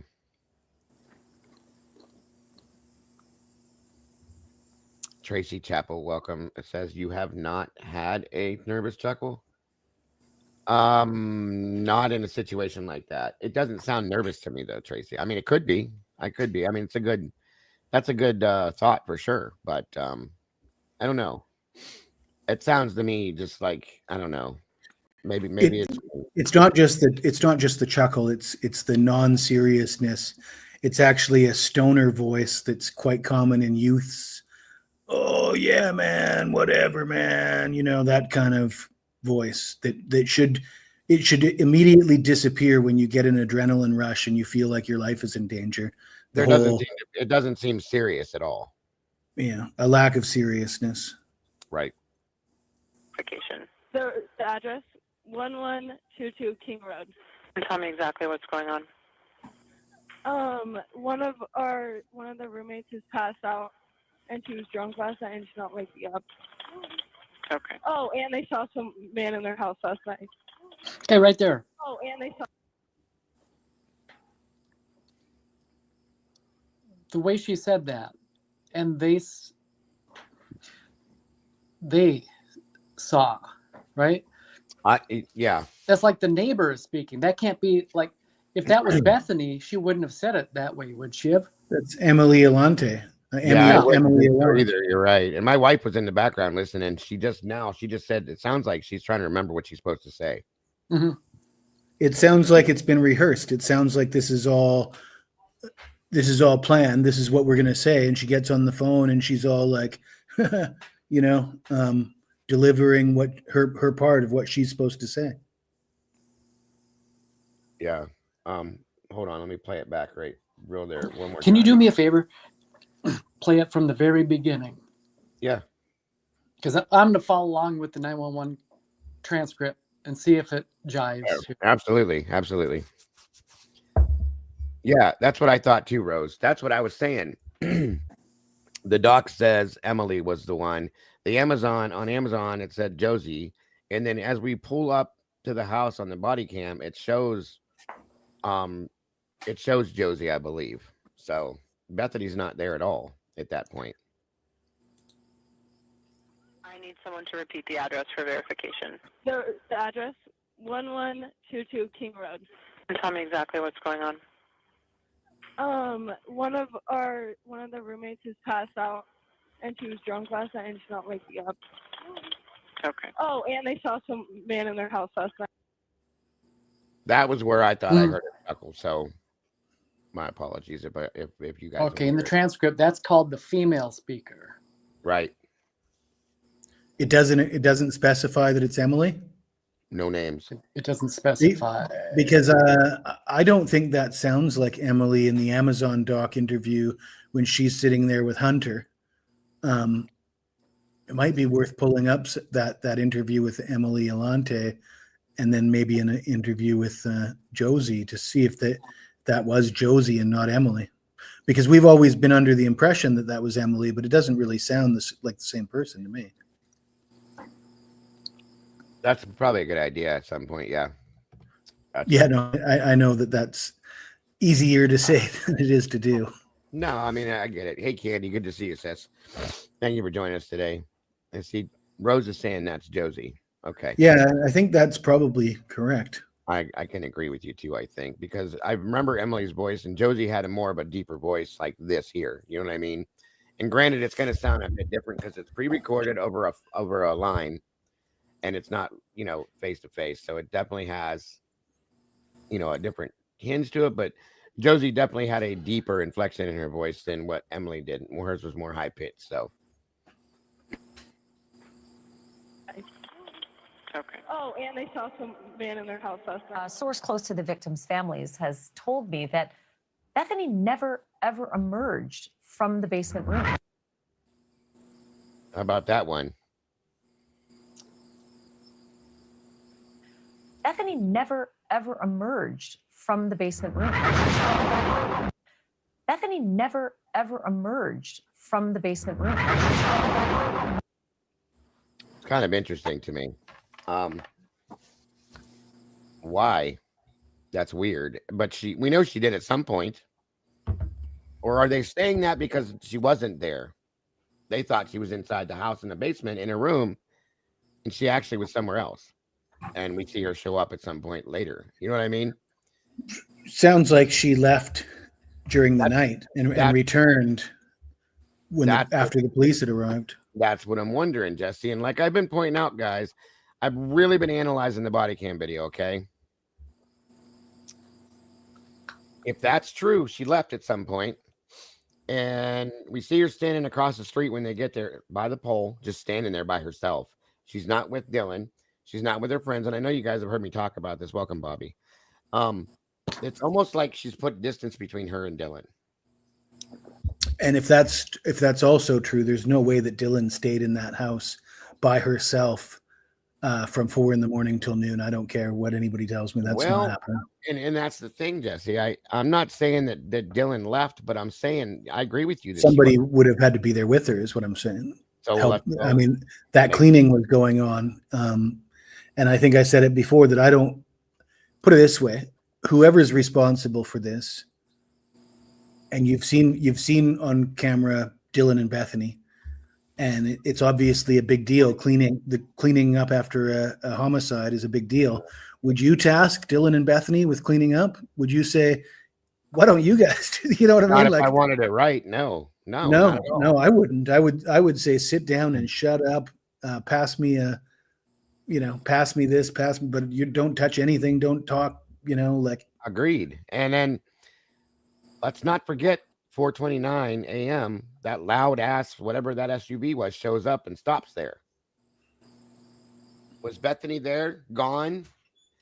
Were those people showing up to do the? Hold on a minute. Hold on. I don't know how much time we have, Eddie, but while Dago's busy, any thoughts on the Koberger papers? I mean, I did watch the replay from last night's stream. My mind's still just completely blown. So mine too. Have you watched any other content creators about that subject? Well, I actually went on last night with Dago and Outcast. Okay. I had just woken up. Like I'd literally just crawled out of bed, hadn't even had a proper cup of coffee yet. And I went to bed thinking about it because it was one of the last things I consumed last night at my time. And it blew my mind. And then I woke up and we were talking about it, and I brought up, and I guess, yeah, you haven't been privy to what I said, but the movie The Life of David Gale, are you familiar with it? No. So it's Kevin Spacey plays the starring role, and he's a death penalty advocate, he's against the death penalty, a serious advocate for getting rid of the death penalty. And him and his girlfriend an activist, not advocate, activist. They stage a murder scene where she actually kills herself, and they make him appear to be guilty. He gets convicted and sentenced to death, and it all goes through. And then you find out later I think he mails a video or something where that proves that he didn't do it. Now you've killed an innocent, and this was their big gotcha moment as death penalty activists. It rings a bell. Maybe I have seen that movie. Well, it would have been. I mean, Kevin Spacey. It's a big movie. It's called The Life of David Gale. It's actually a really good movie. Very good movie. Hey, absolutely. Devil Woman, good to see you. But it just gave me those kind of vibes. I mean, it looked like, oh my God, this looks like this is too much of a coincidence. And yeah, it gives you psyop vibes. Like, put it this way, if Brian doesn't last this week, I'm going to question whether that's actually his work or if that was planted. And right now I'm still questioning why the prosecution could have been using that for a long time, suggesting that this was, because those papers sort of suggest that he was preparing himself to be in this situation, or at least it would allow somebody to suggest that. And I'm just surprised that it hasn't been used against him. I mean, I don't know. I took it. I went the entire other way with it. Like, I feel genuinely that is his work. I mean, the thought never crossed my mind as to that's not his work and they just planted it there. In other words, but my thoughts immediately turned to, why are they showing us this? Because it is making them look bad. Like, he was all over this, the corruption of, not the, the way the system is kind of set up to fail on these accused in our, in our justice system in this country. So, and what he is writing about ultimately is what happens to him, right? I mean, that's a pretty massive coincidence. What are they showing us this stuff for? I'm like, they didn't have to show us that. That's crazy. I think it's totally crazy. Yeah, because unless you're suggesting that it's evidence, and they don't need to present that as evidence because it takes a bit of a leap. I think you're right. And that's what gives it more psyop kind of vibes. Is what exactly? Why are they showing us this? Why have we not heard about it before? I don't know. I honestly can't wrap my head around it. It makes them look ridiculous. It truly does. Yeah, I mean, the rabbit holes you could find yourself in, just pondering on his papers is. I mean, I think it takes a lot of work to say that that's not significant, or that doesn't factor into how Brian's involved in this situation. Like, I mean, that's a bridge too far for me to say that he wrote these papers and he was that passionate about this subject. And now he finds himself in this exact position, because we're not talking about one paragraph. We're talking about a dozen novels on the subject, and how many pages of literary, I mean, months of study and volumes of work on the subject. Yeah, I mean, we're talking about a pretty serious project on his part that's very pertinent to the situation he's in, and it's really difficult to believe that's a coincidence. Well, right, but I mean, he didn't start this study in November. This has been like his life's work. So, this has been years in the making. He doesn't. Well, that doesn't make it any less of a coincidence, Eddie. That is taught, when he's going for this major that curriculum is already predestined. You know, the courses you take, if you're going to pursue that profession, then eventually you will end up, you know, and many others are studying it with him. So it is a coincidence, but it can't. Not to mention with what you guys are saying, I thought about it last night and pointed it out in one of the documents we read. Brian had two possibilities. Welcome, Angel D. Good to see you. Two possibilities as to where he was going to go, and he chose to go to WSU. And it makes you kind of wonder, did he choose it for a reason? Because everybody knows here, and we all know, and I've been saying this for days now, Brian is a research hog. I mean, the dude, just look at his papers we were reading last night. The dude is an amazing researcher. So I guarantee you that he researched the school he was going to go to before he went and looked at both of the places he was going to go to. And he chose that one for a reason. We also remember that we knew that there were two parallel investigations going on before this happened. Did he know about that? Did he look into that? I'm sure. Okay. And he chose to go to WSU for whatever reasons he did. You got to wonder if that has anything to do with it. You know what I mean? Something there. And what about the fighting with, wasn't there a female student that disagreed with his position on the death penalty? And he made her cry because of how strongly he argued his point. I was under the impression that he was for the death penalty. I don't recall any of that. You don't recall any of that? He mansplained to the I'm not one saying girl. one word. Yeah, I'm not saying you're wrong. I'm just saying I don't recall it. Yeah, there was one report I read where they were having a situation. The girl left out of class crying because he supposedly mansplained it to her and made her feel horrible. And it was he turned around and said he wasn't mansplaining, he was just being honest or putting the facts out or something like that. So I do remember reading that. I'd have to agree with what Docket Dakota is saying. You know, this absolutely critical paper that's criticizing the system and the powers that be would not be encouraged in a university setting, in my opinion. Yeah, he says, I don't think his point of views on these issues were determined by the curriculum. In fact, I think it was probably counter the mindset of most people in the program. This is a good point, Docket. Good point.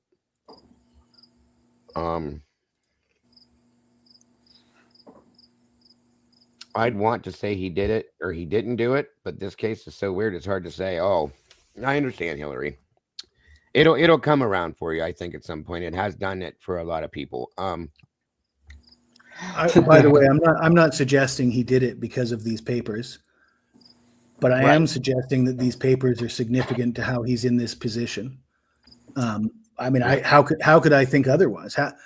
How could I just sit there and say these papers are insignificant to what we're witnessing? Right. Yeah. And Rach just said that. Yeah, Digga, my second theory from the beginning is that they knew that he knew about the Fed's corruption, and that's why that he went there, and that's why they picked him. Might even HLS undercover or something. I mean, truly, yeah.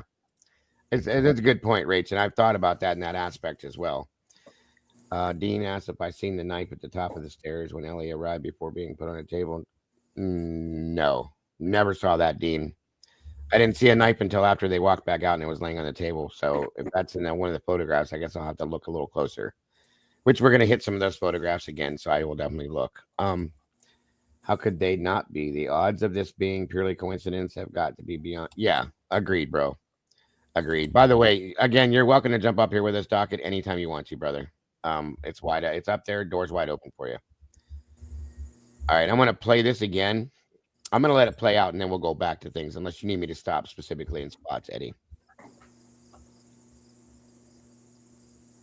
But welcome, Jess Beth. You think they knew about the papers before these photos were taken, Jesse? Well, that's interesting because if that were the case, I don't think they would have showed them to us. Yeah, I wish I had some insight for you. My mind is blown. I have nothing intelligent to say. I'm flabbergasted. I'm going to make myself another cup of coffee. Yes, sir. Never ever emerged from the basement room.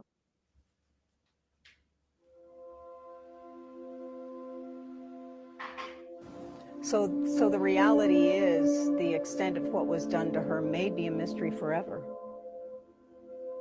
Yeah, it may be.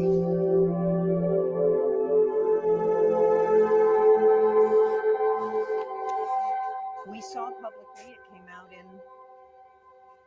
So, trust us, we wanted that to be the case. We've looked for a way that we have not found.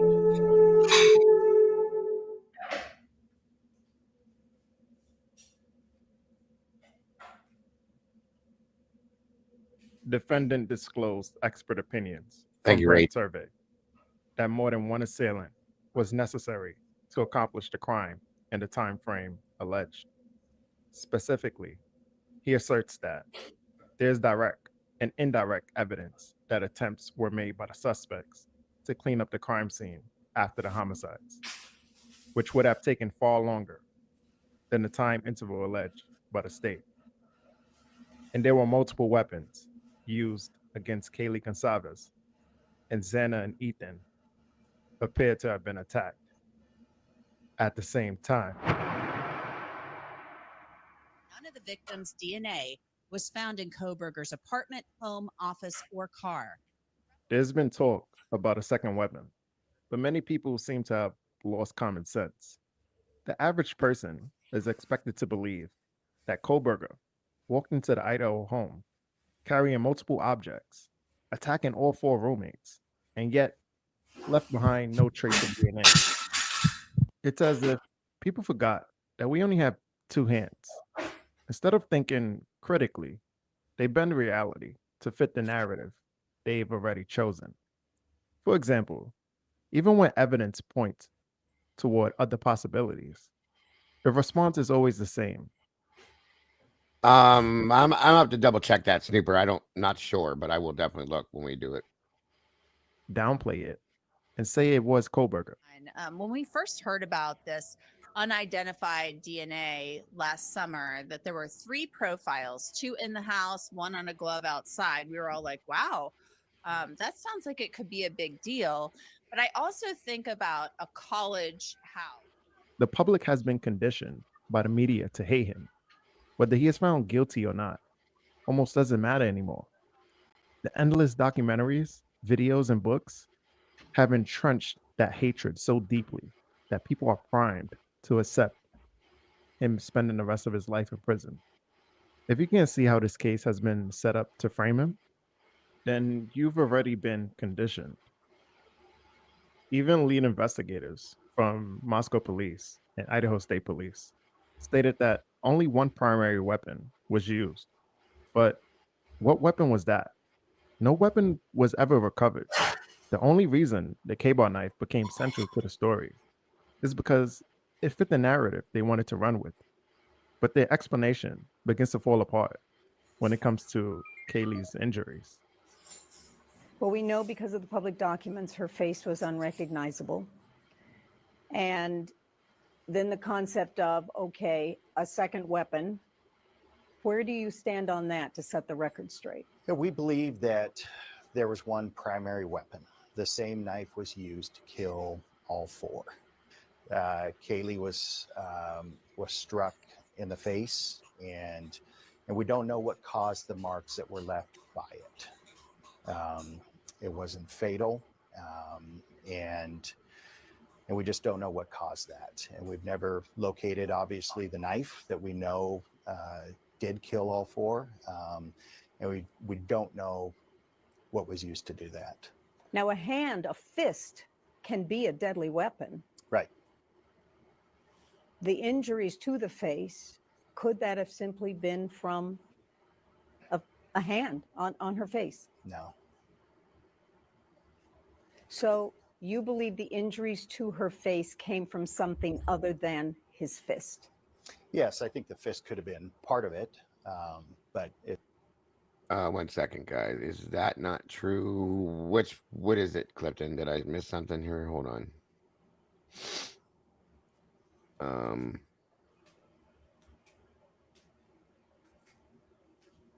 Guess I don't know what you mean by that, Clifton. I'm sorry. police flashlight. Interesting movement. Welcome, by the way. That's an interesting thought. A golf club. Everybody's argued with me. You couldn't have used a golf club. There was no room to do that. Well, that's not absolutely true. First off, we don't know where she was when she got hit with whatever it was. And I told you before that I felt at one point that they could have broke a golf club in half, and that was one weapon or two. Okay. I showed a video on that. Welcome, Gianna. Good to see you. When you break a golf club in half, it becomes the end with the handle on it can become a weapon for stabbing. The other end can be a blunt force object to use for different things. Okay. And a driver would definitely possibly leave lines on something if you hit it with it. Welcome, Tony. Good to see you, my friend. That's another great question. What does the bottom of police shoes look like? Good point. Or any shoe for that matter. These are all great points. You guys are on it again today. Just telling you. Very good point. Yes, it could have been the butt of a gun. Again, agreed. A lot of these things could be possible. Very possible. In the very beginning of the case, the coroner said that she did not know how Ellie came to the conclusion that one weapon was used when the wounds did not match the case. Right. The very, very interesting and good stuff. And thank you for being here as well. Natural Sage, good to see you. It certainly appears something else struck her to cause the marks that we saw that is not consistent with a fist. What about marks near her mouth that came out? I believe they came out in public documents. Bound? Yep. Gagged? And those are what I'm referencing. And no, it doesn't appear. There was no evidence that she was bound or gagged. Are the marks from a knife? No. No. The lead investigators in this case are hiding something. They know the truth, but continue to deny it, as long as it supports the narrative that Kohlberger is their suspect. Detective Gilbertson even went so far as to claim that not only did Kohlberger commit these crimes, but that according to his experimental recreation of the path through the house, he managed to do it all in just 90 seconds. It's got to the point where they are gaslighting people as much as they physically can, because I've never read such an amount of fucking drivel in my entire life. They're now claiming that Brian Kohlberger could have done the entire crime in 90 seconds. 90 seconds. That's how he did it. So, based on their claims, Kohlberger, a college graduate with no prior criminal history or violent past, would have needed to know the exact layout of the home, carry multiple weapons in each hand, inflict over 50 stab wounds on a single victim, trap the other victims on different floors of the house, leave behind no DNA, and still manage to clean the scene as the evidence shows was done, all within 90 seconds. The lead investigators conducted these timed runs primarily to continue pointing the finger at Kohlberger as the suspect, which doesn't make logical sense. Wouldn't it be more reasonable to consider that, since no DNA was found in Kohlberger's home, car, or storage area, he might not have been the perpetrator? Instead, they refuse to acknowledge this reality and attempt to gaslight the public. After the lead investigator performed his timed runs, the house was demolished, preventing the defense from recreating the scene and verifying the claims with their own expert. Kohlberger also suffers from deficits in visual motor function and fine motor dexterity, meaning he has difficulty with tasks that require coordination of the small muscles in his hands and fingers, writing, buttoning a shirt, and similar activities. Despite this, the mainstream media mocked him for his handwriting. Tell me a little bit about Kohlberger's signatures. We looked at one before when we had the guilty plea back in July, but now you've got his signature on the prison complaint. Do you see anything in the comparison here? Is there anything that you can read into it? Well, he's just devolving. I mean, just here by the context of what we just heard with our other interview, is like he's anxious and it's easy to surprise, and he's I deserve better. Like he's basically a big whiny baby, and he should have thought that before he killed 4 people. But yeah, I'm not sad for him at all. Sorry to be biased, but I think nor am I. he's not a very bright guy. And I said last time I didn't think he was bright. I just don't think he ever grew up. I don't think he ever matured. If you think about I want to punch this guy in his mouth. He's not bright. I guarantee you he's 20 times smarter than this person is, but that's okay. Yeah, it kills me how hateful they are. You know, it's complete idiot. I agree, Meg. John F. Kennedy's handwriting, beautiful handwriting. These are mature men. This guy's not a mature man. I don't think he ever got past 4th grade level. I think this guy's just angry because he's never had a girlfriend. That's probably 90% of what his problem is. But people like this, that's what I think of when I hear people talk like this about other people. So you would be saying the same thing about my handwriting. Yeah, take that for what you will. Well, they're completely forgetting the fact that Brian has dyspraxia. Okay. Or not forgetting, purposely omitting it on purpose, because that would explain something. It's disgusting. That's okay. You go ahead and be the arrogant tool that you are, and that's okay. Mentally, emotionally. Yeah, well, that's what I felt when I looked at just the character of his actual penmanship. It just looked like it was a child. Kohlberger writes the way he does because he suffers from developmental coordination disorder, which supports the argument that he didn't commit the crime. They're just mocking people who suffer from autism and DCD. There's a strong bias against Kohlberger, and some are willing to label anyone as evil, even without evidence, to protect their own narrative. Anyone approaching the case with common sense, rather than relying on mainstream media, can see that the autopsies and crime scenes suggest multiple people were involved, including a woman. When this crime first occurred, I believe the woman was involved. The disfiguring of Kaylee's face suggests. Right, exactly. Congratulations, Kyla, on 26 months. Happy Digiversary. We appreciate you so very much. Over 2 years and then some. It's grateful. We're grateful to have you in the community, Kyla, and I hope you are here for 26 more months. Much appreciated, and God bless. Suggested to me that someone was deeply intent on destroying her appearance. It seemed more passionate, as if the perpetrator wanted her to plead for her life.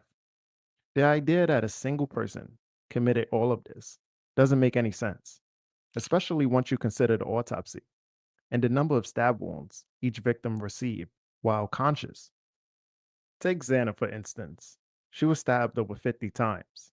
And Xana Kernodle found on the floor over 50 stab wounds, many of them, much of them defensive. Can you explain that? Put that into layman's terms, the wounds and the defensive aspect of them.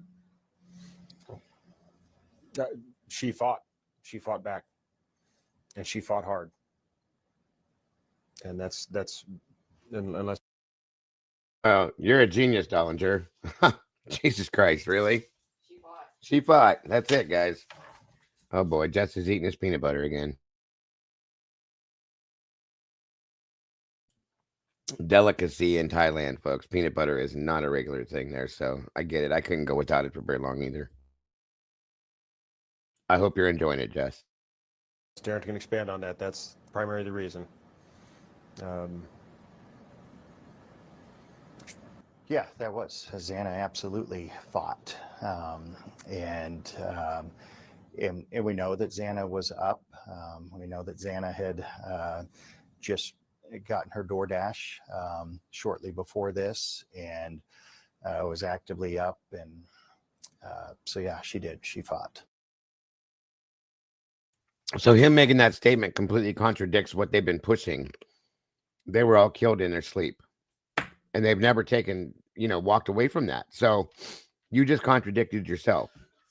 sir, just so you know. So as she fought back, he kept stabbing. The fight just continued. Yes. Ask yourself this. Do you really believe one man could stab Xana 50 times while Ethan slept? In reality, a person being stabbed screams and struggles, making it extremely loud and chaotic. If Xana was awake near the door, grabbing her DoorDash order, how could a single killer inflict over 50 stab wounds without Ethan reacting? Not to mention that the report tells us that, in the exact words, that the killer killed Xana and Ethan simultaneously. That means at the same time.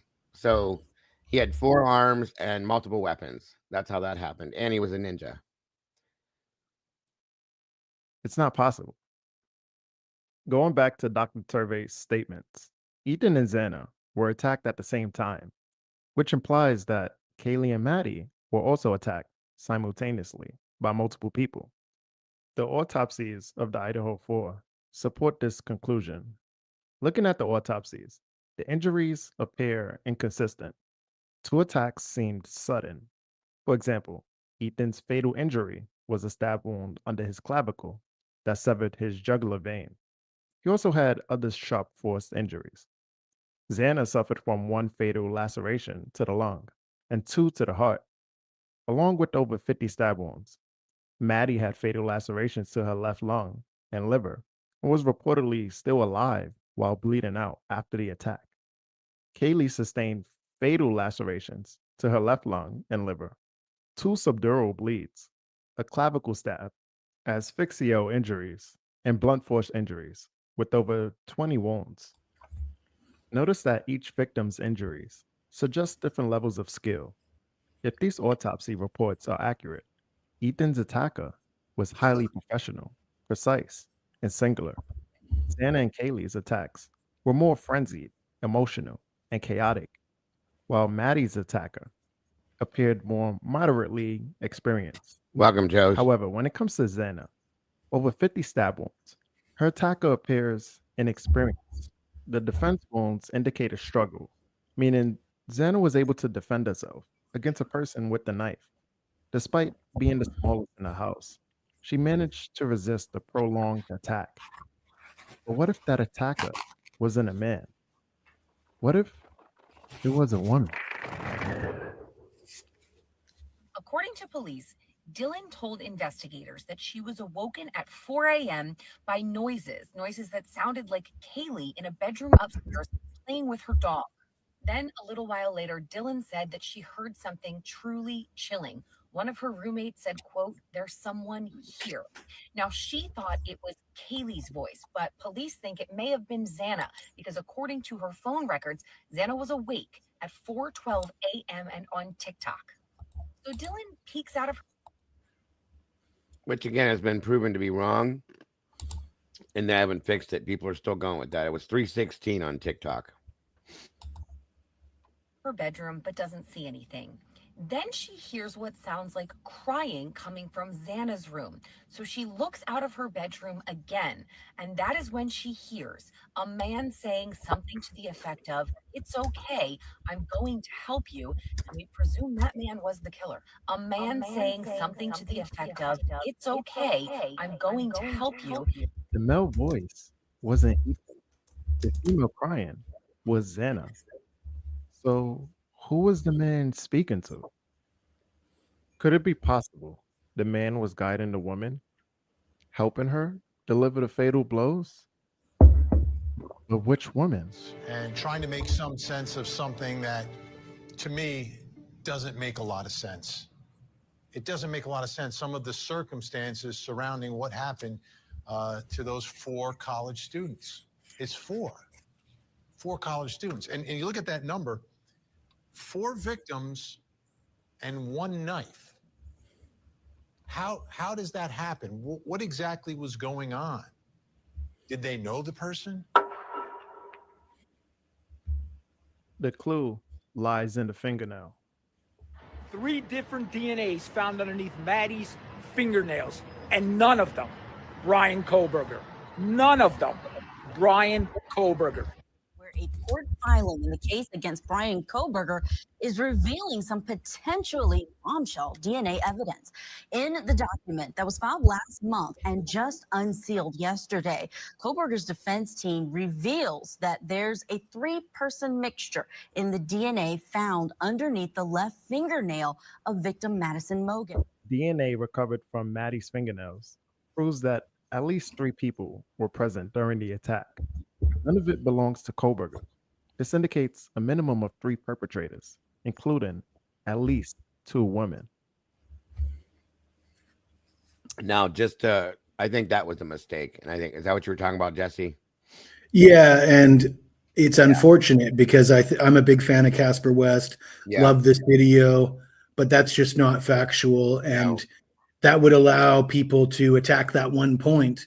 And you got this great presentation, this great video, but a skeptic or a guilter would be able to just write off the rest of what you said based on that one mistake. It's unfortunate. And that's why I wanted to call that out right away, because I'm pretty sure that was a mistake. Which mistakes happen, guys. I mean, these videos aren't easy to put together at times, so understand. And it might just, you could maybe correct it with one change of word and say suggests perhaps, or not, it proves, because, or in my opinion, or something. Yeah, agreed. And like, it might suggest that there's 3 perpetrators, but it certainly doesn't prove that there's 3 perpetrators. Right. So that is a mistake, folks, and the video is amazing.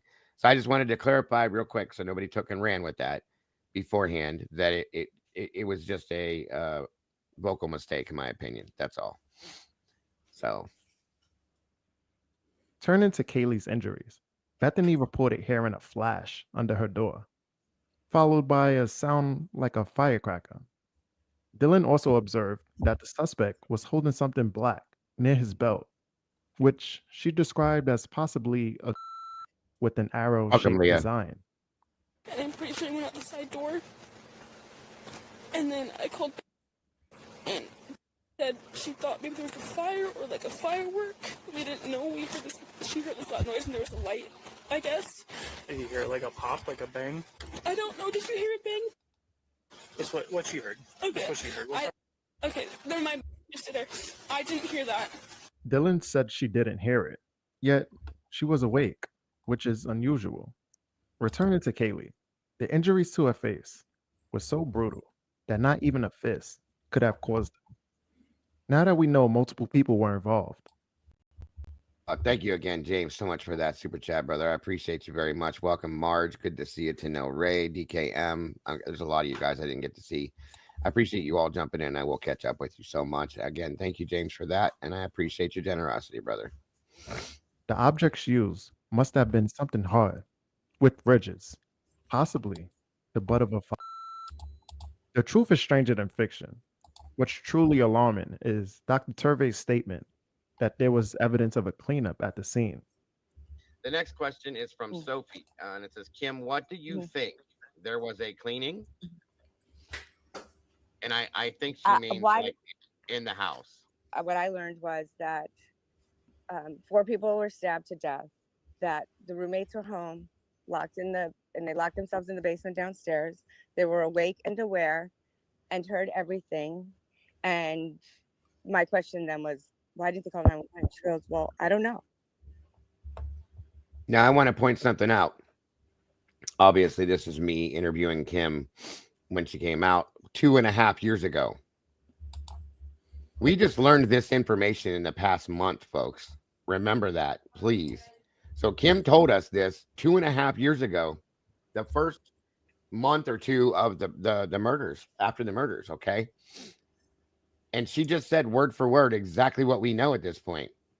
Which is exactly why I said what I said about when I'm hypothesizing, I'm trying to circle it all back to what we learned from Kim and Dave, because so far of all the information we've got, their story has been the most accurate, in my opinion. Yeah, agreed. I mean, there were other things said that I know people got upset about. At that point, I understand it, but there was so much more that has come to surface now that is word for word exactly right. So what she just said right there is 100%. exactly what we've learned in the past month. It's crazy. And well, what was the noise? Well, it's a party house. And I'm like, so what does that mean? And well, like drugs. I couldn't get past the 911, not calling 911. I mean, honestly, it was like Groundhog's Day, like every 5 minutes. Oh, Why yeah. didn't they call? Like, I still can't wrap my head. And she goes, I don't know, Mom. I think they were cleaning up or whatever. And I'm like, cleaning up what? And she says, I don't know, maybe drugs. I don't know. But as time's gone on and things have come out, and there's the lack of evidence in anywhere but the bedrooms. There's some in the kitchen, I think, and there is that likely cleaning meant they were cleaning. Did anybody catch what she just said right there? Listen to that last part right there. Nobody knew that until just recently again, when she's talking about evidence. Listen again. That likely cleaning, like, well, I don't know. And well, what was the noise? Well, it's a party house. And I'm like, so what does that mean? And well, like drugs. I couldn't get past the 911, not calling 911. I mean, honestly, it was like Groundhog's Day, like every 5 minutes. Oh, Why yeah. didn't they call? Like, I still can't wrap my head. And she goes, I don't know, Mom. I think they were cleaning up or whatever. And I'm like, cleaning up what? And she says, I don't know, maybe drugs, I don't know. But as time's gone on and things have come out, and there's the lack of evidence in anywhere but the bedrooms. There's some in the kitchen, I think. Right there. Nobody knew about, what we just saw in the kitchen and stuff like that. Another statement that is wild to me. And I didn't even remember that word for word what she had said, but I'm glad he put this in here because it took me back. Lucy says, when do you think that the discovery leak happened? The leaked info, the false facts, matched with verifiable info, all come from the same source at the same time. I mean, that's a good question there. Very good question. I slowed that down, guys, so that you could hear it clearly. Sorry. That's why she wasn't slurring. It was me slowed it down so you could hear what she said. Sorry. But it's an interesting theory, or I'm sorry, an interesting situation there that she says that about the kitchen. We didn't know that. That was new to me. Okay. So.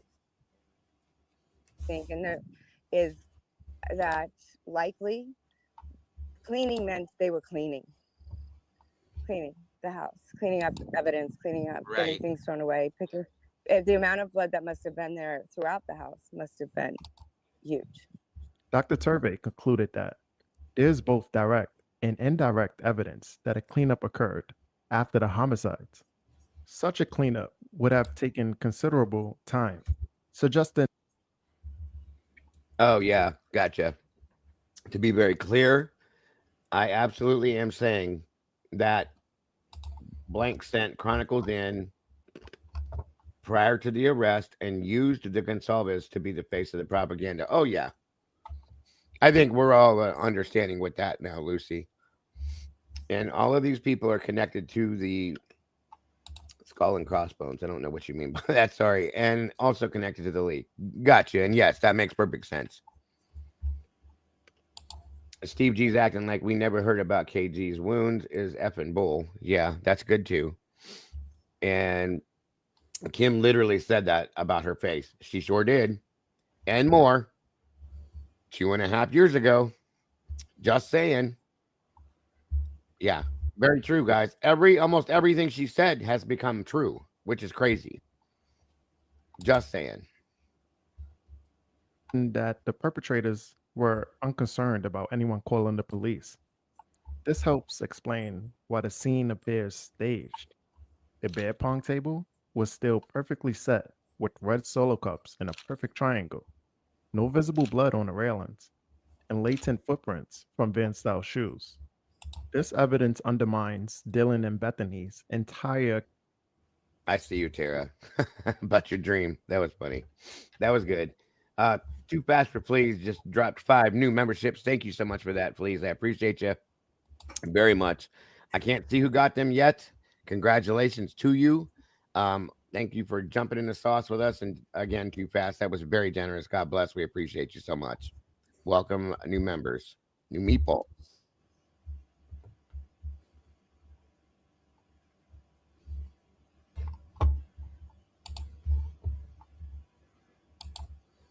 Ethan was attacked in the kitchen, dragged into the room. It could be, and I think they were all in the kitchen at some point. If they were, that would explain that container outside the door there. If it's the same one from that night, where they from the grub truck, that would be interesting. Just saying. And then back to Lucy saying, which does not prove her information to be true. It can be also part. Well, I mean, possibly, yeah. Yeah, I guess you could say that.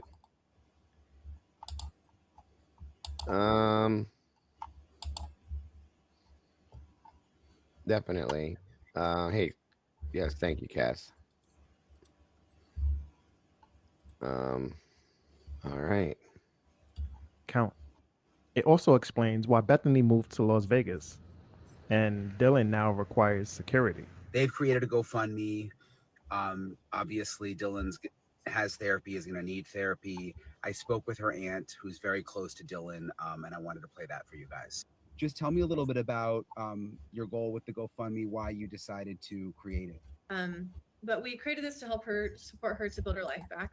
And we feel like she's going to, her new life is going to require a relocation, probably very extensive long-term trauma therapy, security, privacy measures, all of that. So we created it just to help Dylan get back on her feet and to help her have some space to heal. If Kohlberger were truly the suspect, why would they still seem so afraid? If we were able to figure it out from our own home, do you think the police knew as well? What exactly did they do when they arrived on the scene? Remember, these people said that it was a crime of passion, it was targeted, and it was isolated event, all this language. And then they even said, you're gonna have to trust us. You're just gonna have to wait and trust us. And now we've waited, and it's like, no. Well, there was no connection whatsoever that we could establish. So how do you get isolated? How do you get targeted? So I think it's more about covering up some of the mistakes that they made. They don't want to talk about destroying the crime scene and how questionable that was. So they just say, well, we're gagged. And now that the gag's over, you guys aren't going to know exactly what we were talking about during the last 2.5 years. Was this done intentionally? According to Supplemental 4, Corporal Snyder, during his photo log of the scene, documented the third floor bedroom on November 13th, 2022, at approximately 6:59 p.m. He took photos of everything in the room, including Maddie and Kaylee, standing physically in the room and capturing everything near them. Yet, no knife sheath was logged. An officer later stated that he could see the knife sheath from the doorway at the scene. So, how did it get there? And everything else, excuse me, that's a huge issue right there. Everything else was logged about those photographs and what they were taken in that document. If you remember that, there was not one mention of a knife sheath or anything like that, folks. Nothing like that at all. Gotta wonder why.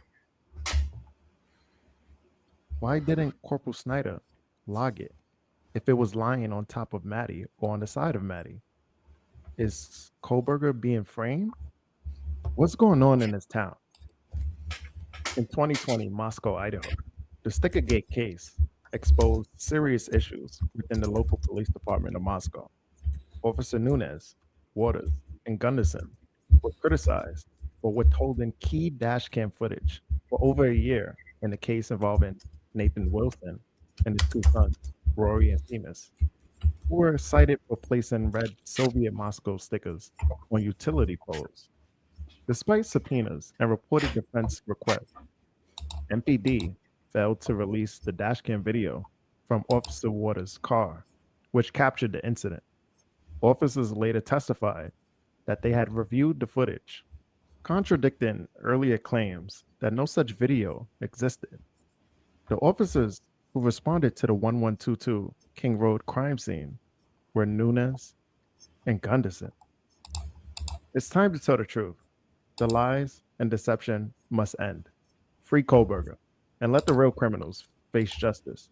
An entire town withholding secrets from the public raises serious questions about financial gain, ritualistic motives, or blackmail. Innocent Kohlberger has until September 3rd to appeal. But in a case and cover-up of this magnitude, I believe his family may be under threat. Share this video to help get the real killers off the street and bring Kohlberger home safely.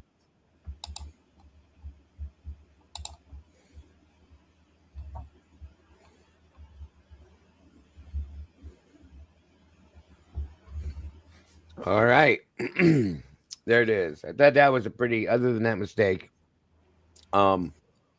really good video. And again, if you have not yet hopped over and subscribed to Casper, he's put out quite a few videos that are pretty interesting.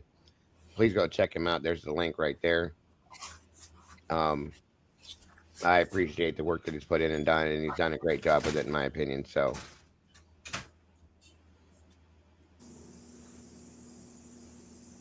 thoughts on this, gentlemen? Opinions, feelings? I like the way he said, if you cannot see how this case has been set up to frame him, you've already been conditioned. Yeah, I'm a big fan of his work, Casper West. I hate to point out the mistake, but I think it's important to point it out just to put it in context before it gets put in context by guilters and framed in a certain way. Well, and I try to put out as much everything based on factual statements and stuff. And there are accidents and mistakes. I get it. If we can catch them and correct them, that's the important thing right there. You know, nobody's perfect. People do make mistakes. I've done it. Yeah, and it's not meant to be misleading or anything else. No. It's pretty minor in the grand scheme of things. But right. Like I said, I could imagine guilters taking that and running with it and using that to debunk everything he says from here on out. Absolutely. I can absolutely agree. So that's why we try to correct it when we can and move forward. Angel's not a big believer, though.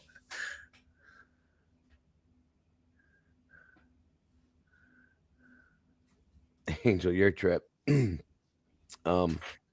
Yeah, I thought he did a great job. So go check him out, guys.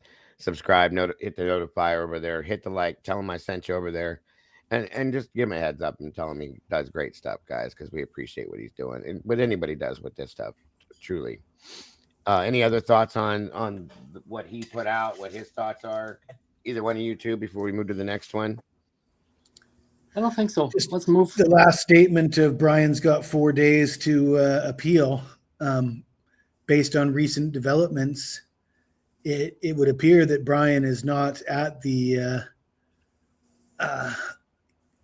he's not relying as much on Ann Taylor as we thought he was, and he's well aware of his situation, and a little bit more than I realized, anyways, based on reading those papers. He's obviously keenly aware of where he's at, what situation he's in, and whatever he's doing, he's got to have a plan based on. I mean, he's got the plan written down there on paper. So, yeah, I'm anxiously awaiting to see what happens.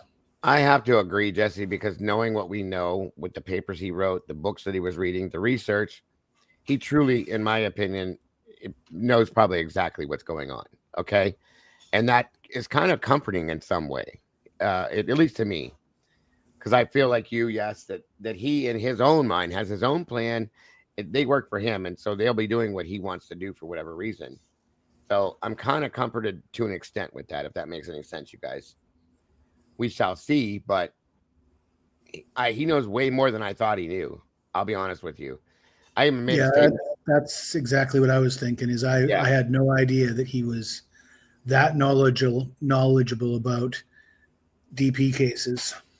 And that's what I was saying. Like I had a feeling somebody stated that he could have been his own attorney, and I'm like, that's not a good idea. He was going for cloud forensics.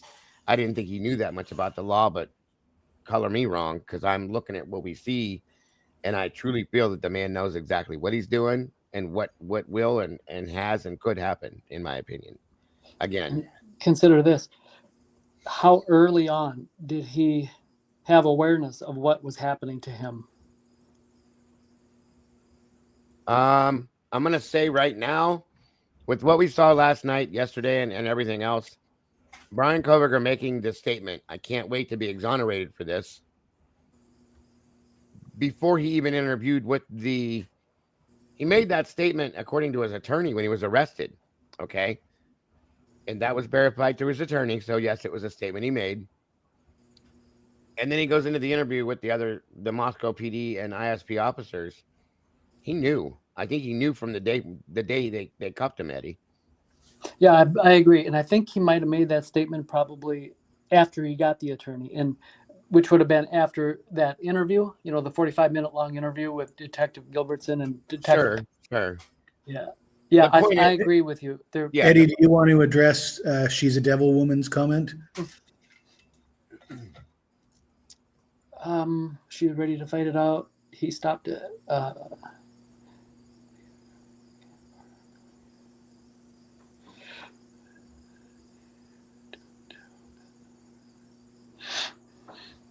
Let's see.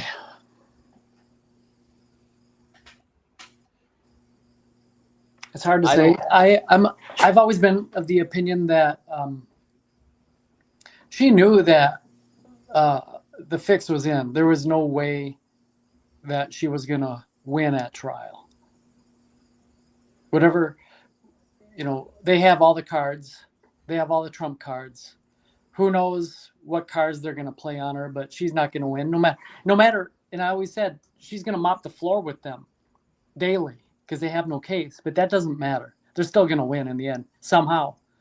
How can they do it? By gaslighting us, just like Casper West is saying here. Everything is ridiculous that they're telling us, but yet they tell it to us anyway. They don't care. I will say, Eddie, that a good friend of ours seems to be of the opinion that Anne manipulated Brian into taking the plea. And I have to agree with the devil woman that based on the papers, it seems hard to believe that anybody manipulated Brian into anything at this point. No way. To think that Anne manipulated Brian to take the plea that's off course. You're off target. One might say it's a little thick. I got to say it's way off kilter because first off, that's not what her place to do that. And second off, he knows, in my opinion, he seems to know as much as she does about it. So there's no way I believe there was any manipulation in that aspect. That's just me again. I don't believe that at all. No, Brian looks a lot more capable after reading those papers. Yeah, I do not believe that whatsoever. What would she gain from manipulating him into doing that anyway? Nothing at all. Well, I think that is sort of standard behavior of defense attorneys in the current justice system. So, I mean, it's not that wild of a theory, I don't think. But yeah, I do agree that I no longer believe. I was willing to go along that route myself, but after reading those papers, I don't believe it anymore. Agreed. That, and we always talked about it before. They said it. That is 100% and totally Brian's choice. Anne cannot force that. She can recommend different options to him and give him, explain to him what those options are if he asks. But that's his decision, folks. That's his choice. And at this point, after reading that, like Jesse said, I feel like that was his choice, period. And all she would have done was just school him on what those things are, even though he probably already knew. I feel like that's why he did what he did.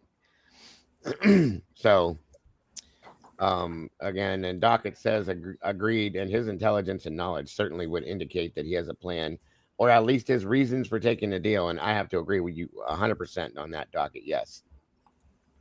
Now we just need to find it and see what it is and hope that it makes some sense to us. I agree. For all we know, she was trying to talk. And you know what I thought about that? Truly, if anything, as an attorney for him, I can imagine her doing that. Like, I don't know if that's such a good idea, Brian. You know, we still have the ability to take this to trial. I'm pretty confident in what we have here for this case, and I don't think that they'll be able to do much. Well, I think we should take it to trial if he asked her opinion. And this was his choice. Again. So I agree with you on that one too, Docket. Truly. Very possible. So this next one, you guys, I thought was quite interesting. Again, I want your opinions and feelings on this, and then we're going to move into the Jack Showalter right after this one here. Give me 1 second. I'm sorry. This was put out by a channel called, and I've gone through some of their other stuff. 1 second before. The channel is called the Idaho 4 Revealed. And again, you know, I'm not agreeable upon every single solitary thing that everybody puts out. I find things in different creators' videos that I think are interesting, that are points that we've talked about that we've been interested in, and I point them out when I see them. All right, Jesse, no problem, bud. We will be here if you feel like jumping back up. Thank you for joining us. So again, I want to share this, review this with you, get your guys' feelings on this, and move on.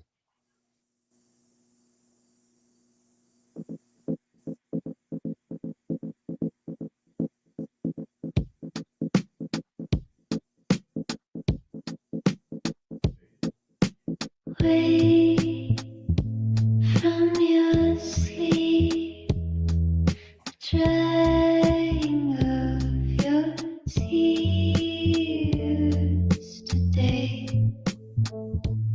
We escape, we escape.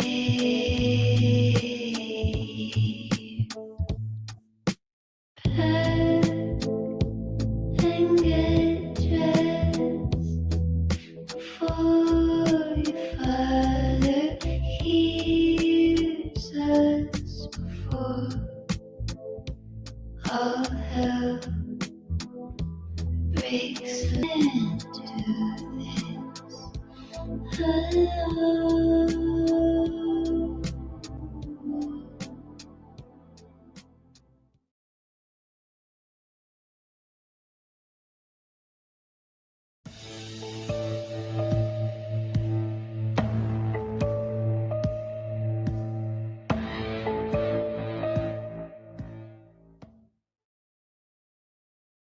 On November 23rd, 2022, at around 8:30 in the evening, the person who we are told was the King Road DoorDash driver, Molly McMichael, entered the Moscow police station to be interviewed by Corporal Brett Payne about her presence in the King Road area around the time of the murders.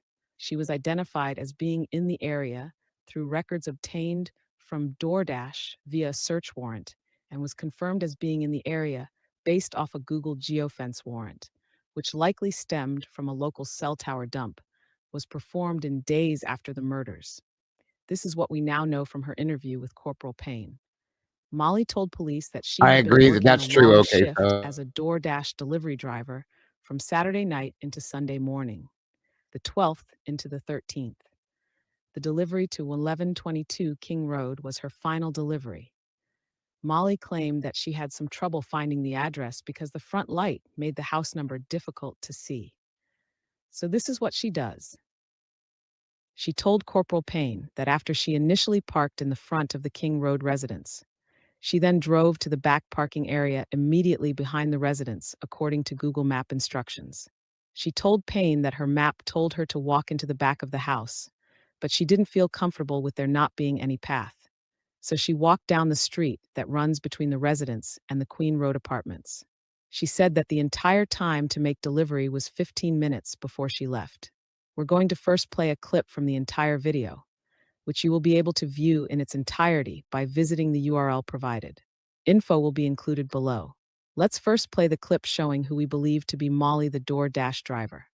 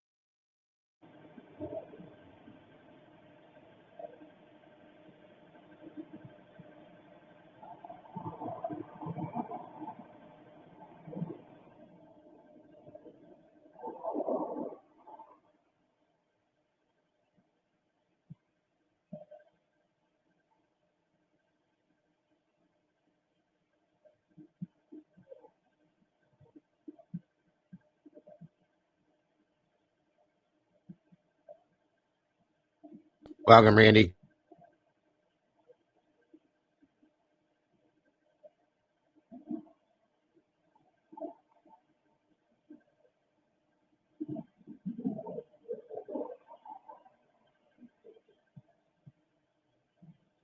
I don't believe, never have believed that anything that took place conversation-wise inside the grub truck had anything with the workers, had anything to do with anything, guys. I just don't believe that. I never have.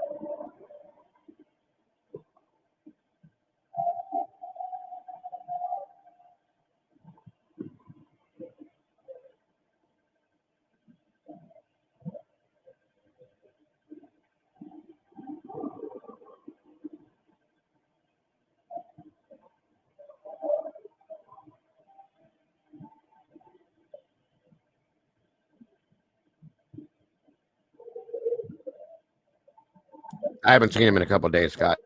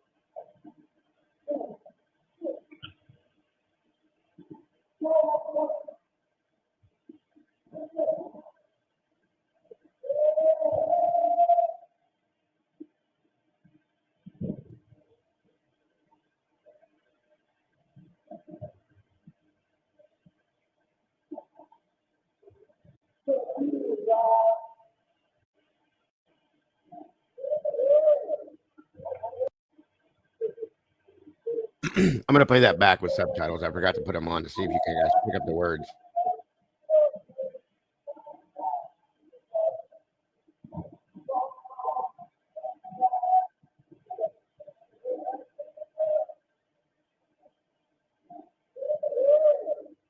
Welcome, Jen.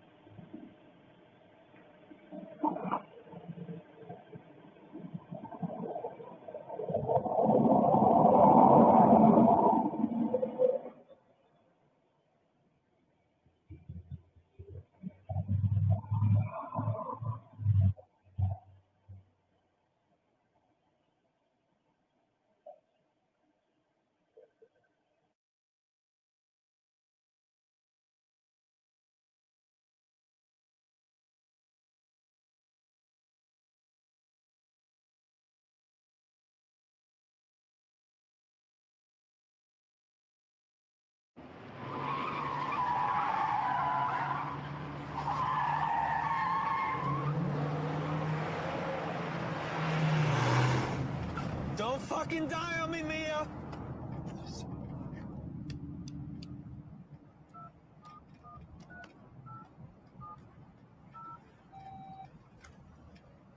Answer. Have you got the ring?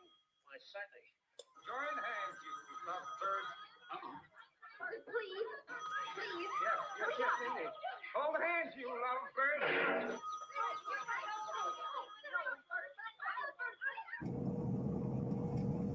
Fuck you, Lance! Answer!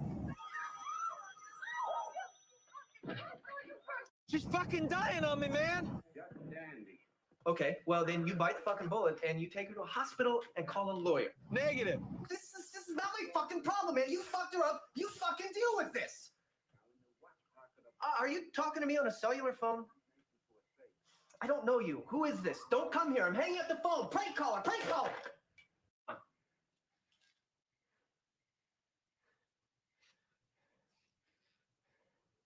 2.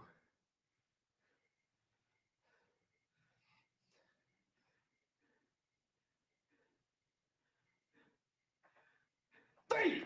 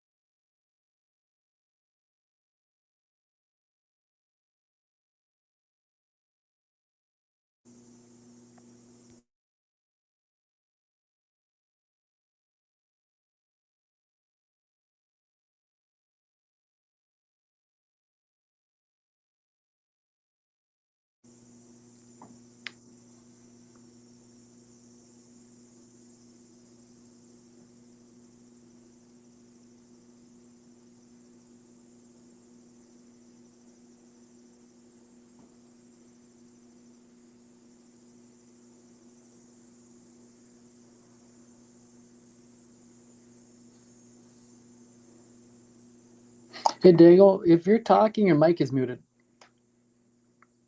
Oh shit. Okay.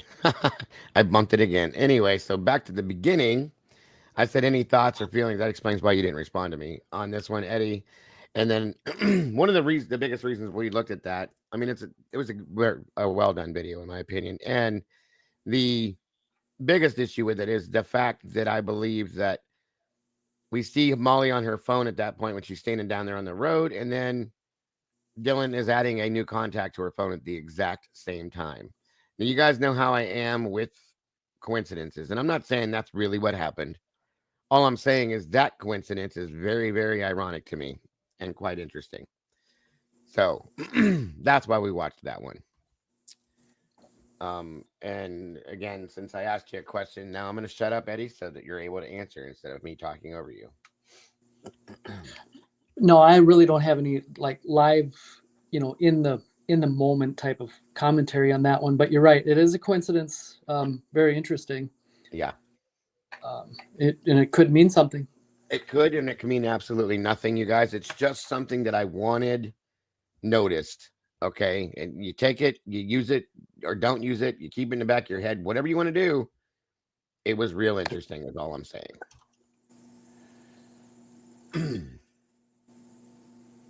All right.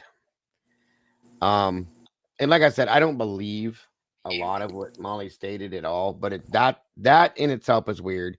We know what Molly does and did. It just makes me wonder. That's all I'm saying. Lana's video on Molly's exit convinced me that Molly turns off her headlights as her car leaves. Yeah, I saw that too, Bobby. The frame at the very end, lights reflection on the last house go completely black. Good point. And why would you do that? I get it. Okay. Couple interesting videos that we reviewed, and this one, and then I'm gonna review this because I think this is kind of important, as Jesse had stated. And then we're gonna get into the other stuff there at the end. Eddie's doing a double dose of it. Welcome back.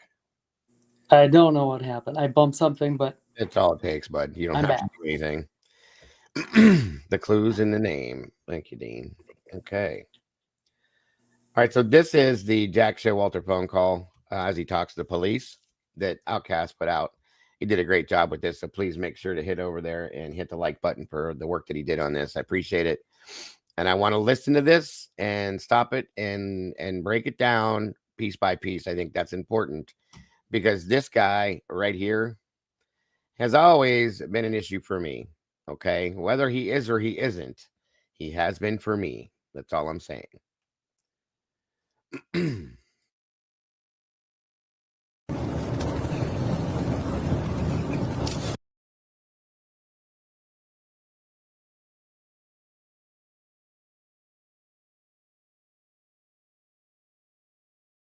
This is Sergeant Hathaway. Hey, how's it going, sir? Hey, how we doing? My name is. I want to make like a statement about, I believe, the night of Saturday. Okay, what's going on? I'm just friends with Maddie. I was with her at the bar that night. And I forget who, I don't know the person we left with, but we left to get grub truck. All right. So now, just to debunk what everybody has been saying, because I keep repeatedly saying that he blatantly lies right here and says he doesn't know who Kaylee is. And everybody says, well, Dago, I think he's talking about the other girl. There's your answer. No, he's not. He's talking about Kaylee. I don't know the other person we left with. We went to get grub truck. He's talking about Kaylee. Folks, he spent 2 hours talking to Kaylee at the bar. But you don't know her?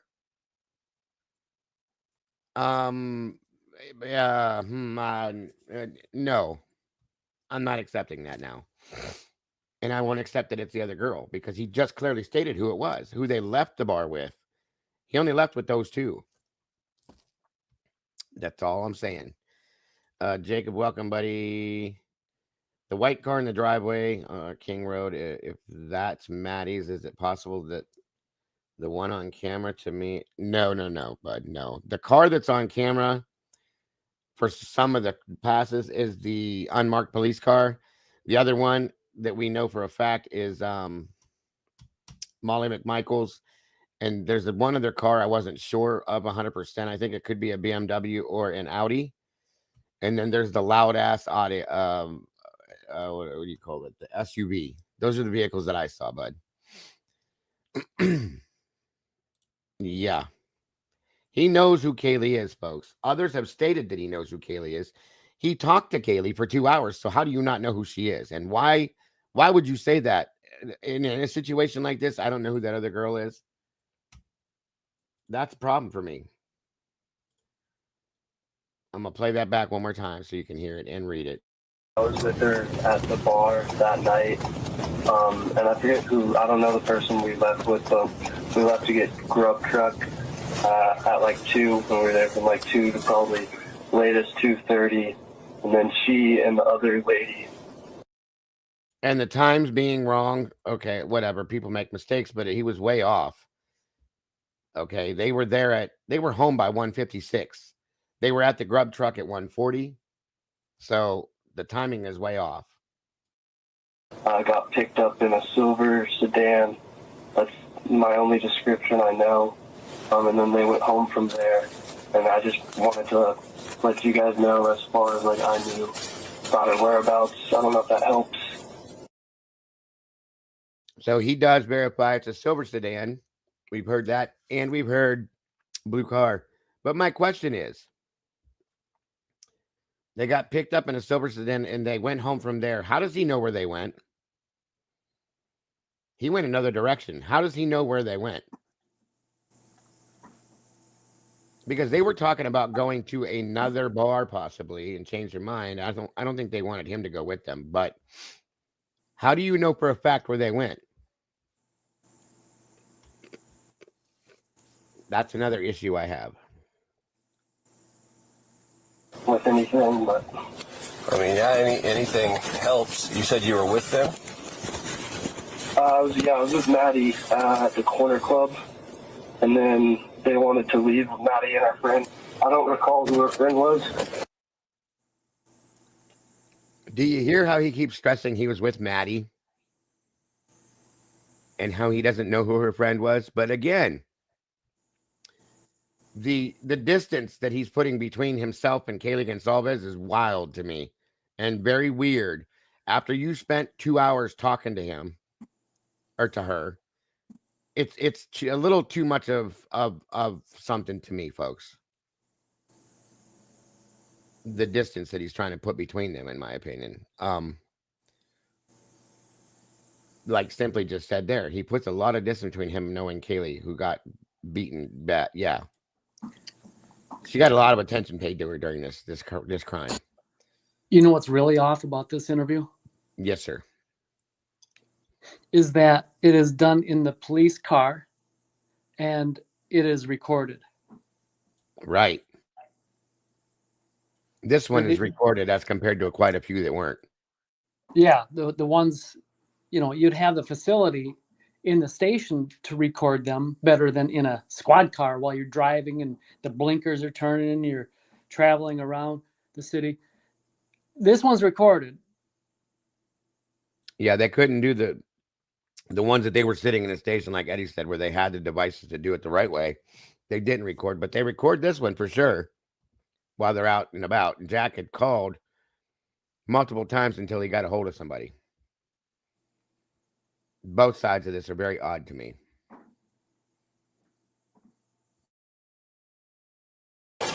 Yeah, I was intoxicated, but then we went to Grub Truck, and then they got picked up from Grub Truck.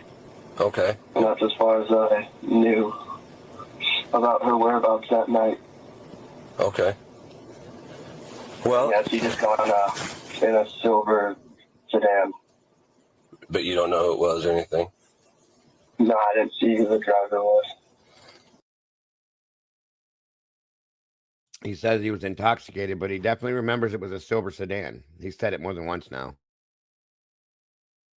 He did know Maddie from in class. He did state. But once again, I know that I'm making a big deal about this. I have a reason. He keeps putting distance between him and Kaylee Gonsalves, but he spoke to her that night based on the report for 2 hours. Some others witnessed it. Okay? So Maddie's over talking to Adam for whatever time, and Kaylee, while she's doing that, this guy's talking to Kaylee for 2 hours. It's very weird to me. I'm sorry.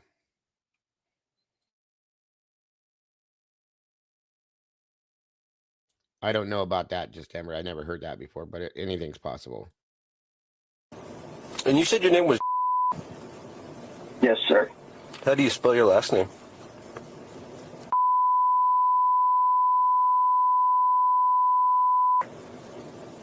And do you have a middle initial? Yes, sir. Date of birth?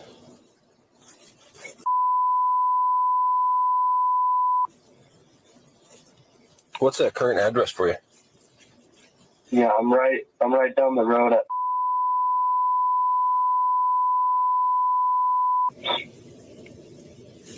You said... The report told us that Gower's car was like a silver 4-door sedan, from my understanding. Yes, sir. Is that where you're at now? No, I drove home this morning. Oh, okay. I'm in Boise. Oh, Boise. Yeah, I was just talking to my parents, and I didn't know if I would be helpful or not, and my dad was like, yeah, anything could maybe help, so... What's a good phone number for you? Yes, sir, it's,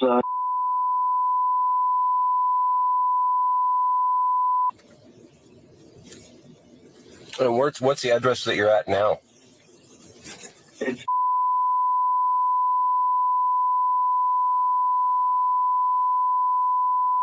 Boise, Idaho.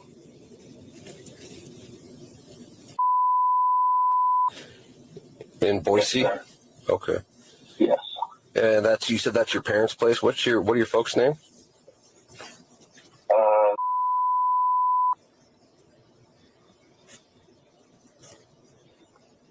Is there a home phone at that house? Yeah. What is it? You want it?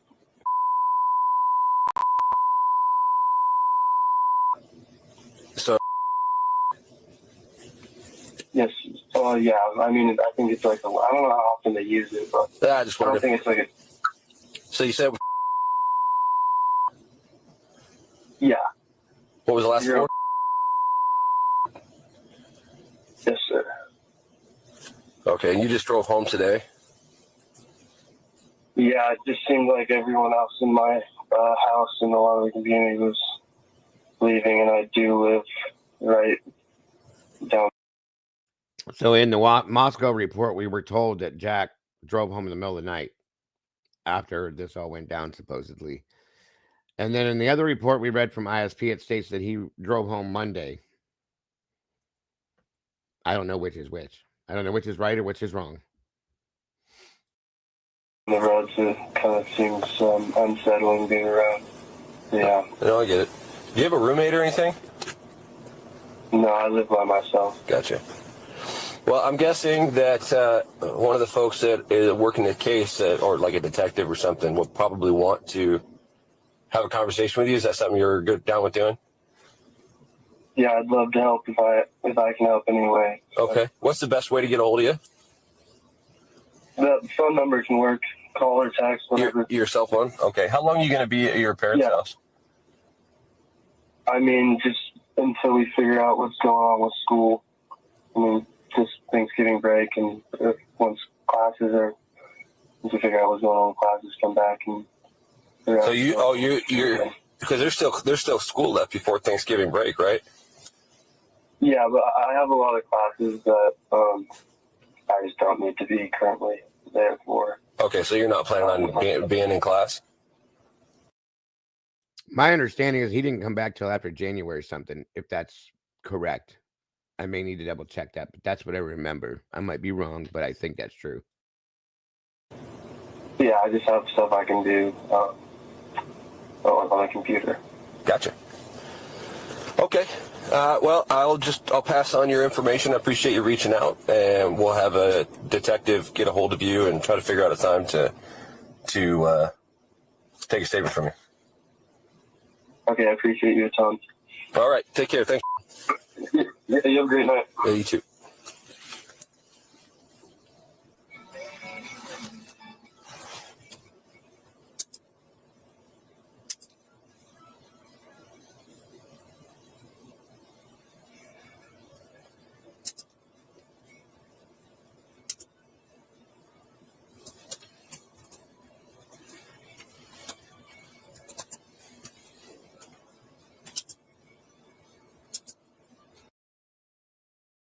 He's texting somebody after having that phone call with him, probably the other detective.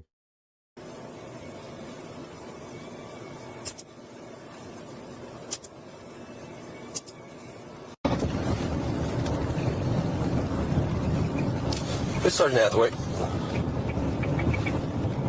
Hey, how's it going, sir? Hey, how we doing? My name is. I want to make like a statement about, I believe, the night of Saturday. Okay, what's going on? I'm just friends with Maddie. I was with her at the bar that night. And I forget who, I don't know the person we left with, but we left to get grub truck at like 2, and we were there from like 2 to probably latest 2:30. And then she and the other lady got picked up in a silver sedan. That's my only description I know. And then the other lady. And they went home from there. And I just wanted to let you guys know, as far as like I knew about her whereabouts. I don't know if that helps with anything, but I mean, yeah, anything helps. You said you were with them? I was with Maddie at the corner club, and then they wanted to leave with Maddie and her friend. I don't recall who her friend was. I was intoxicated, but then we went to Grub Truck, and then they got picked up from Grub Truck. Okay. And that's as far as I knew about her whereabouts that night. Okay. Well, yeah, she just got in a silver sedan. But you don't know who it was or anything? No, I didn't see who the driver was. And you said your name was... Yes, sir. How do you spell your last name?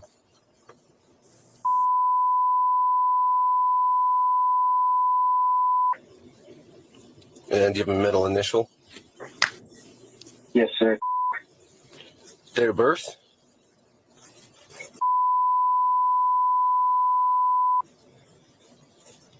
What's that current address for you? Yeah, I'm right down the road at.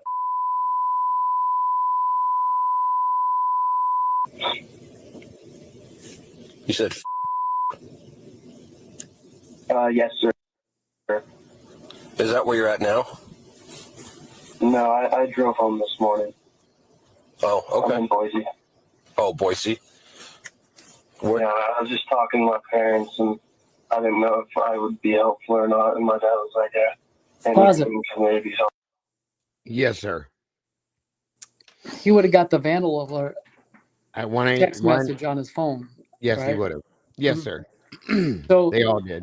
this is an MPD report, sequence number 11, by Officer Hathaway, and its time is at about 22:42 hours. So that's 10:42. That'd be Pacific time, Moscow, right? And then Boise would be hour later than that. So JS is calling at 11:42 p.m. Boise time. Am I right? That sounds right. Yes, sir. So I'm just pointing out that that's interesting. Agreed. And Very much. then notice how earlier we talked about Joe Vito, and he said that, you know, the driver got out and he was like, I don't know, gesturing, hey, over here, you know, I forget, I'm paraphrasing. He accounted the driver seeming to hail the two riders, Maddie and Kaylee, you know, Yeah. with words. Well, Joe and JS are standing in the same place. It'd be interesting now to see in that grub truck video. Do they both? I'm sure they do. They both look in that direction. Absolutely, standing. they do. They were both very close. They were animated. They were talking, and yeah. Mm-hmm. Yeah. So my point is that this statement, you know, the color of the vehicle contradicts the dark color. You know, Joe Vito said, I can't remember if it's blue or black. One of the two. It's just He dark said color. blue. He called it actually a blue Honda. So yeah. Yeah. And here's the report, folks. I'm pretty quick with this stuff nowadays. Right there, number 11 for MPD. The time is, this was dated 11/14. Okay.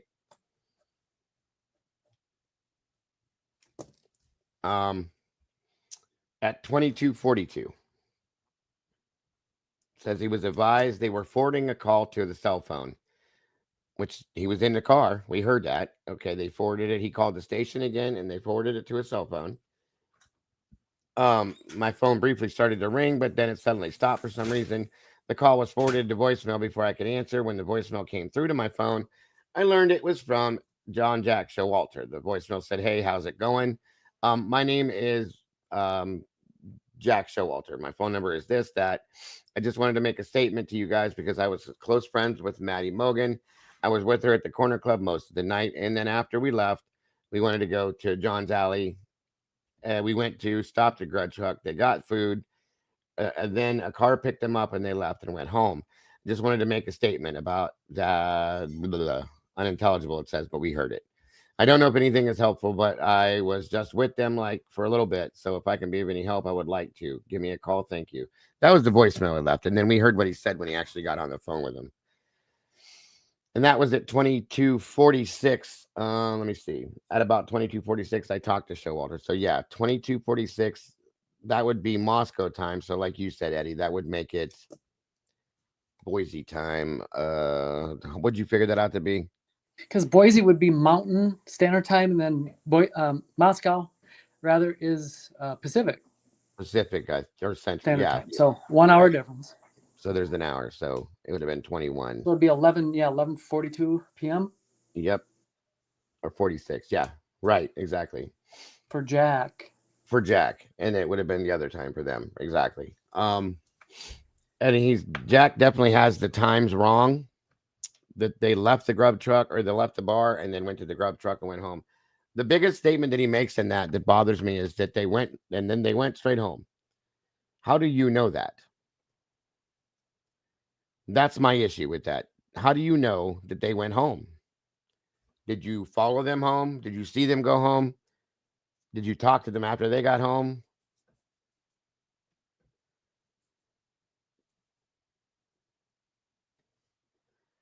That's the one thing that he says one of the main things he says that bothers me.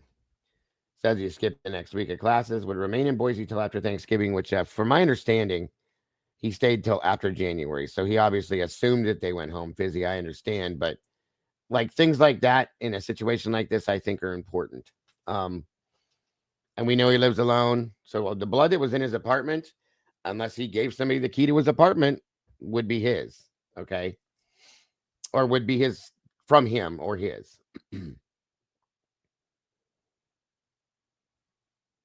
So I think it's interesting. I definitely think it's interesting. That's all I'm saying. And this was reviewed by Gunderson as of the 15th at 9:07.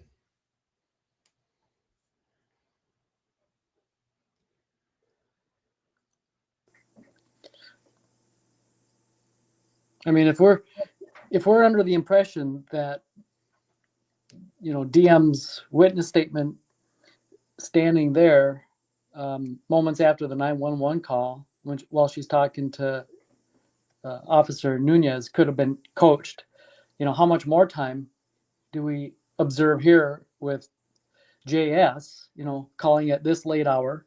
Right. Agreed. And yes, I do believe that him and Cole Berenberg were friends from one of the reports we read. I don't know. I have a couple little things with this that bug me. That's all. And that's why I wanted to focus on this. Plus, I wanted you guys to hear the call if you hadn't heard it. So did Maddie say after you? I think she was saying that to Joe Vito, end of the line. I truly do, because Joe was being a dick to her all night long. And even after she was deceased, he was being an asshole. I have a question about that audio we just heard with the interview with JS. Yeah. When did that come out? That's brand new to me. I don't know. It was new to me too. I didn't question it. All I know is that Outcast got his hands on it and put it out there for us to hear. But yeah, I doesn't say in the where it came from. I don't see it. Doesn't show where it came from there. He's got the transcript with it. I'll have to ask him. I didn't even think about asking last night. It doesn't really matter. You know, what we always have to keep in mind is that the stuff that they're not showing us, what's equally noteworthy and suspicious is the stuff that they do put out and show. Yeah. Yeah. Oh yeah. And why? And why? That's right. Exactly. And the timing when they do it too. That's another huge thing to me. The timing that it comes out on, I think, means a lot. Okay. Or when the timing when it comes out in, I think means a lot. Sorry. Yep. Now, one more thing I'm going to throw into this. That whole thing, the call, the report, everything. Give me one.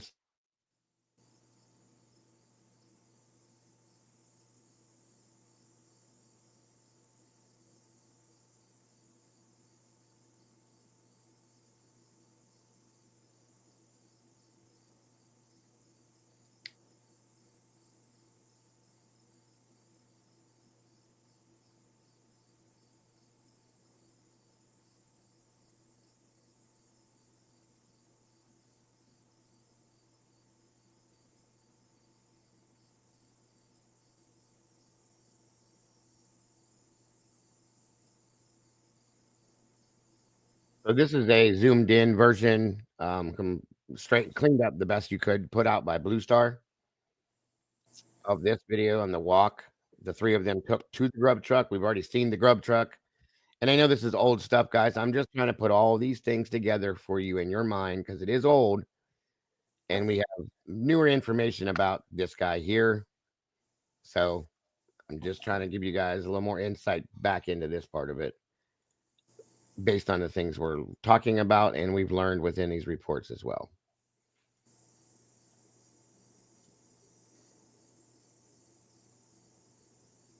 Kaylee. In the middle is Maddie, and on the right, that is the hoodie guy on the food truck video. And some people originally thought that the hoodie guy just happened to have walked up to the food truck along with Kaylee and Maddie at the same time, and they weren't walking together. So this is actual proof that they were walking together beforehand, and so that's pretty interesting. Now, the video that I got here, I heard it on the internet, and the audio was pretty low, and I could barely hear what they were saying. So what I did is I bumped up the levels, and I did a little remastering on it to bring out their voices a little bit more so you can hear what they're saying. So let me go ahead and play it.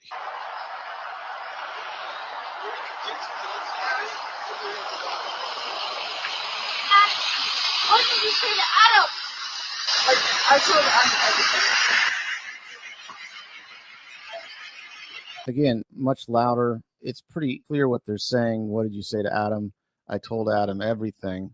Also, I found this on, I think it was one of the Facebook groups. This is Maddie's account, and apparently there is an Adam on here, and also on Kaylee's account, there's also the same Adam. Now, I'm not saying, of course, that that is the Adam that they're referring to. However, it's somewhat interesting. That is the Adam they're referring to. That there is this one Adam on both of their accounts that both of them are following. So anyway, this is a pretty interesting video. Definitely does confirm that the hoodie guy was walking with them right before the food truck. If you were to see these three walking down the street, you would probably think all of them are just walking back as friends. It looks like they are communicating, and it looks like Maddie and Kaylee have no problem walking with the hoodie guy.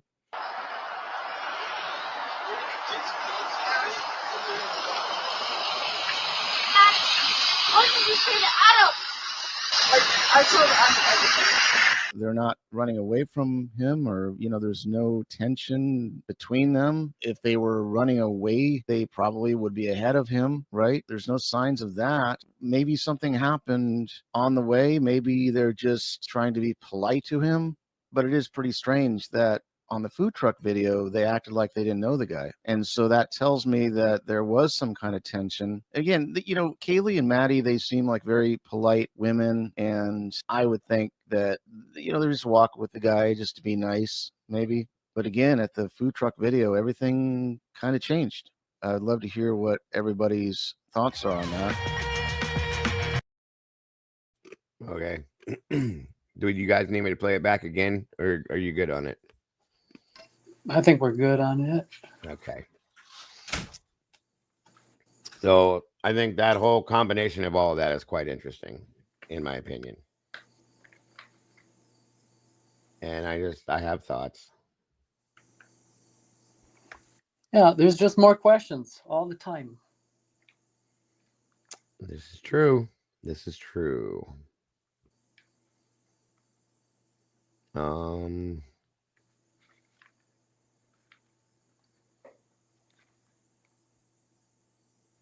I still think that statement, those statements, what did you say to Adam? And I told him everything. I think that is key in this case, folks. I think it has something to do with this. I truly do. I don't care what Steve says. It was just girl talk or whatever. That's dumb to me. I'm sorry. I think that has something to do with this. Miss Wisdom Speaks thought it did. That was her biggest thing to this entire case, was those statements. And I believe her. You know, I always did. I whatever that is, I really, really think that's it. I think if we knew what that conversation involved, I think we would have a few more answers.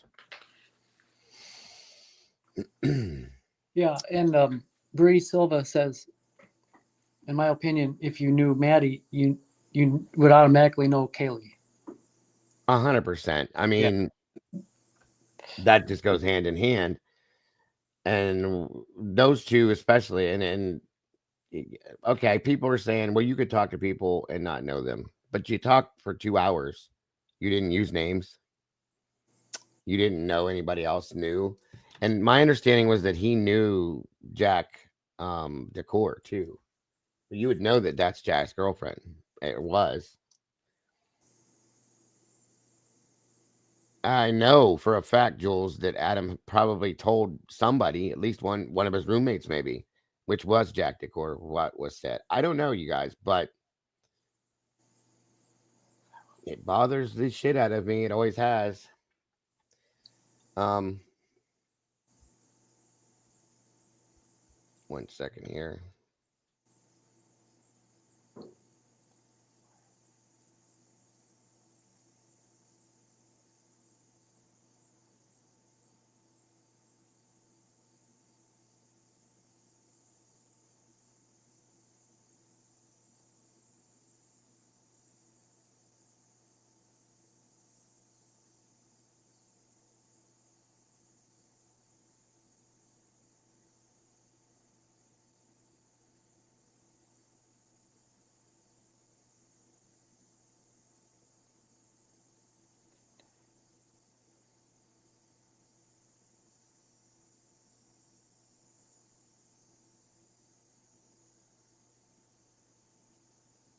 All right. So to give you guys just a tinge more insight into who Adam Lauda is. So, because I think a lot of people don't know, there's a lot of newer peepers, hey peepers, newer people within this case. That came along after the fact and didn't really truly know who Adam was. Let me show you something real quick.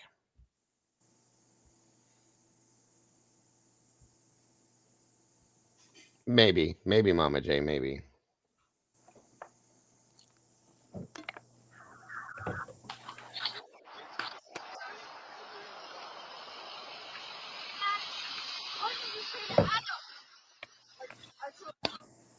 And am I the only person that has ever thought that when Kaylee says that to her, she sounded pissed and like irritated, at least, at the very least, the way it came out? I thought that. I always have thought that. So I'm sure they did. I'm sure they did, Unc. We'll probably never know that, but I'm sure they did ask what the hell that conversation was in regards to. That could be how they found out what they found out. Because I still think that they know the truth. That's my opinion. Yeah, pissed and scared, possibly, Brian. Yeah, there's a bit of a possible, a fear sound, you could call it, maybe, possibly. I don't know.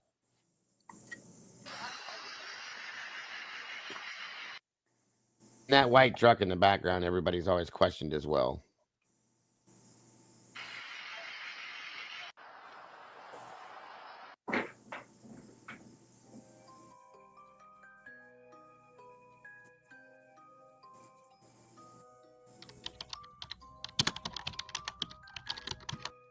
Adam Lauder was the former employee as a bartender at the Corner Club in Moscow, Idaho. But he was the roommate of Jack D and was also seen playing with Kaylee and Jack's dog, Murphy. Jack D was the ex-boyfriend of Kaylee Goncalves, to whom Kaylee called many times before getting murdered. But what was it that Maddie told Adam, and was Kaylee afraid that Adam would tell that to Jack? Was she trying to reach Jack so desperately to clear things out? And what the hoodie guy was doing with Kaylee and Maddie, shown in the surveillance footage. He was also shown in the food truck video as well. But who is he? An internet user claims that when Maddie said to Kaylee that I told Adam everything, or I told Adam that I knew everything, that's when the hoodie guy interrupts, saying, "They are gonna get you girls for this."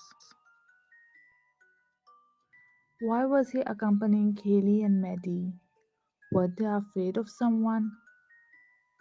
Adam and the hoodie guy both have been cleared in this case, and they aren't a suspect now. Subscribe to my channel to know more about this case. Thank you.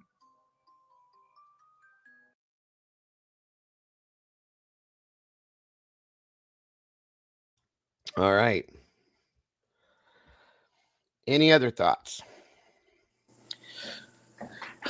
Not so much on any of that we covered in those videos, but Right. my curiosity still is involving that mysterious Joe Vito TikTok, where he is laying in bed and he says, that they wouldn't even call me back, the Moscow police. I had to like go to their doorstep and introduce myself and insist. I took that day of work off and insist, you guys must interview me, and I'm not leaving this place until you do. Of course, I'm paraphrasing, but it's pretty much basically that's what he it was. did and what he said. And the day that he did that was on the 16th. I have it in my notes. I don't see cross-eyed, and I have pretty good penmanship. So I'm confident in it. I just can't find that video. Now, like when you were playing that grub truck video, and the first one was like, oh, that's usually not the one I play. Right. There's many different places where we can find old videos, and sometimes we have our favorite place to find that. And I cited that it was Conspiracies channel where that's where I always found it. But of course, she wasn't, that it didn't originate with her. She's playing that Joe Vito video because she found it somewhere. Right. Yeah. And then once a video dropped, especially back in those days, then every channel had it and every channel was covering it and playing it. So my point is if anybody has the inclination and feels like sleuthing around and trying to find it, or if you just come across it and just while you're out, looking at Idaho 4 content, try to make a note of it. And yeah, I'm still looking right now as we speak. I even went back into mine, but I have so many videos. I have to go way, way, way back. I just haven't had time to go back far enough. Yeah, and the problem, like I know it's like buried within a 4-hour live stream of yours somewhere, but the thing is that it's not labeled as such. Like you would say, like open discussion, Idaho 4, right? Yeah. So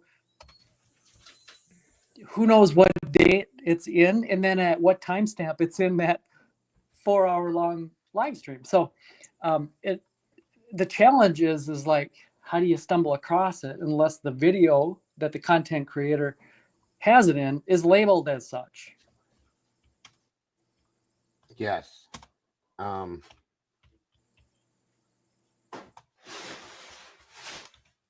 trying something new. See if this might bring it to me.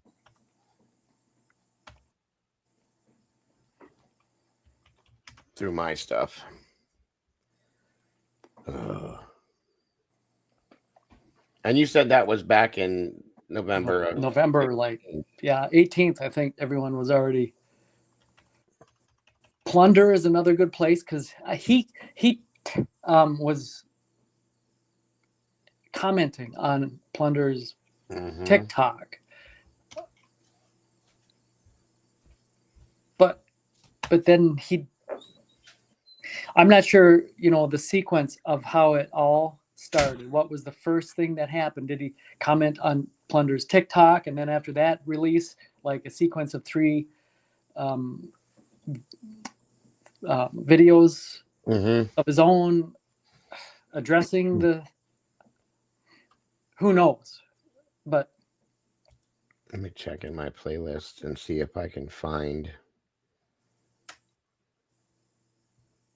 oh my God, I got so many of them. Where's Idaho at? Show me Idaho. Show me Idaho. Show me. Good God, I forgot some of the stuff that I have in here. Oh wow, Eddie. I hope I still have it. It might be under lives instead.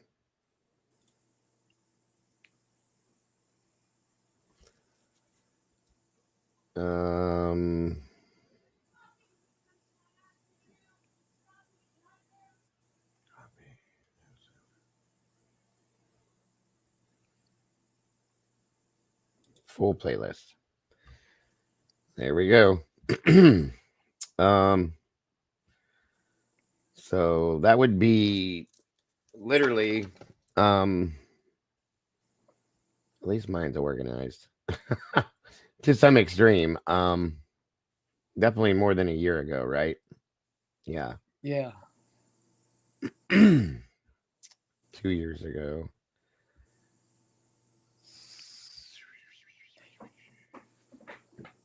God, I can't remember. It could be a 3-hour quest that you're. I don't think I ever did it, just like you said, ever specifically on that. No, you didn't. It was in something else we did, but Linda Lane came after Grub Truck.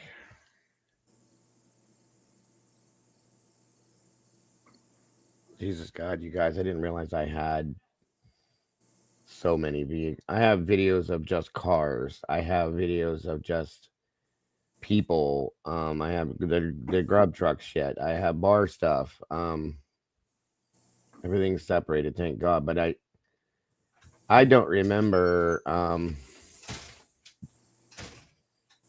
Okay, November 13th. What really happened that night?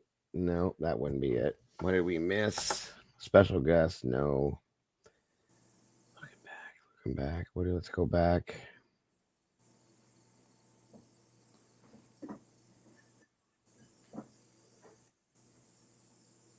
Gee, the Koberger family tree.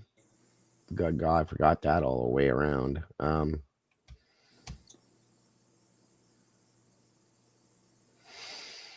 Trying to remember what we were talking about when I did bring up the Joe Vito stuff. I looked in Huda's just a little bit ago, done one. I can't find it either because I know Huda had a couple of them. Down in the hole. Jesus.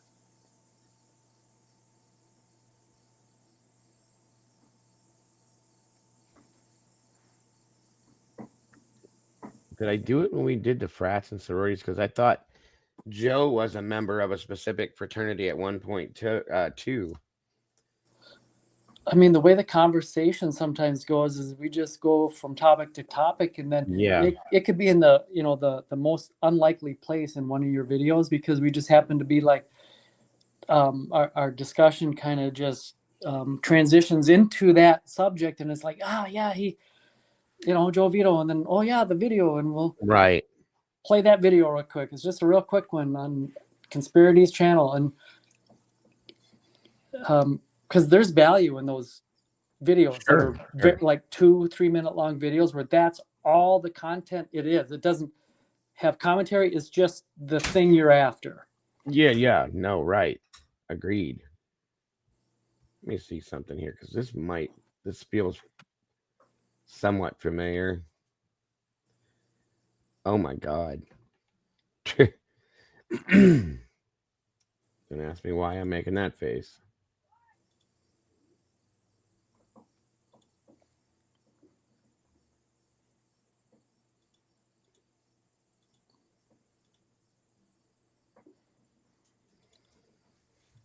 And that was when we covered all the fraternity, sorority stuff. These are all still available. If you guys are interested in going back and watching any of them, please feel free. That was when we covered everything about the fraternities, the rules, the laws, all that stuff. Sororities as well. That was when we showed the overcrowding in the sororities. I swear to God, it was around this time. Wait, who the hell? Hold on. He's Sigma Chi. Okay. That's David Loach right there, I think, for those of you that weren't familiar. I hate hearing my voice so bad. Well, dang, you could be on like a hours-long quest to try to find that Joe Vito conspiracy video.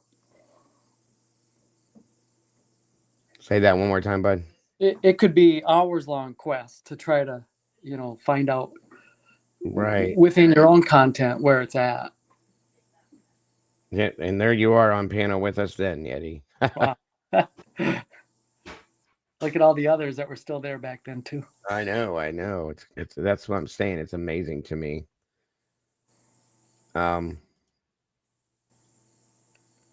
I feel for some reason like it was around. I remember some of this because see, we were doing something with this grub truck thing again, and I think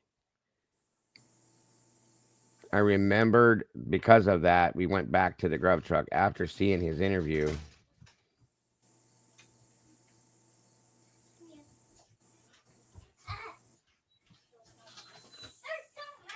Maybe not this one.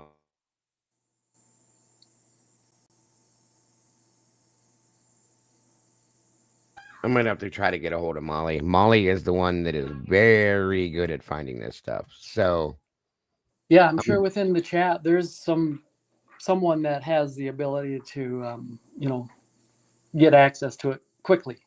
Yeah, I'm gonna see if I can get in with her and see if she might know. She's got a good memory for some of this stuff too.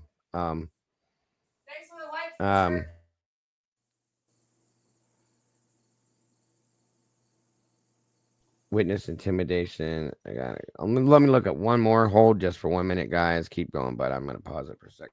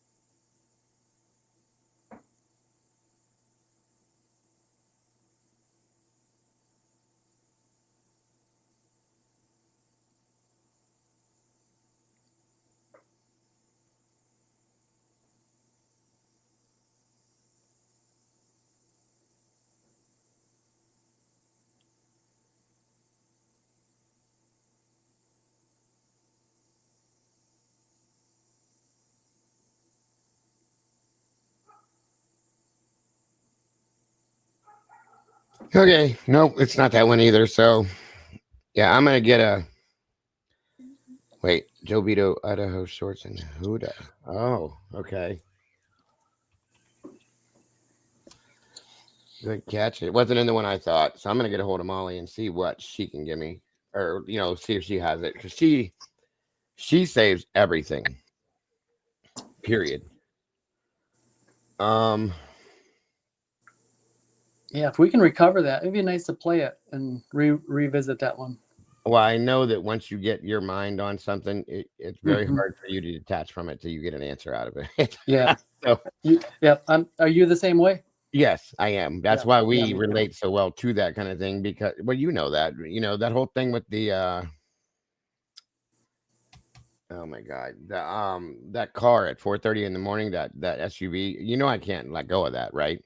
Because I don't know who it is and why it's there, and at that time. So it's been driving me nuts to this point. Yeah, I can't let a mystery go unsolved. It just takes over my thoughts, and it has to get figured out before I can move to the next thing. Right. Okay, wait a minute here. Okay, this is there's one of them. This is not the one, I don't think, though. This is the green hat, I think. Part 3. Damn it.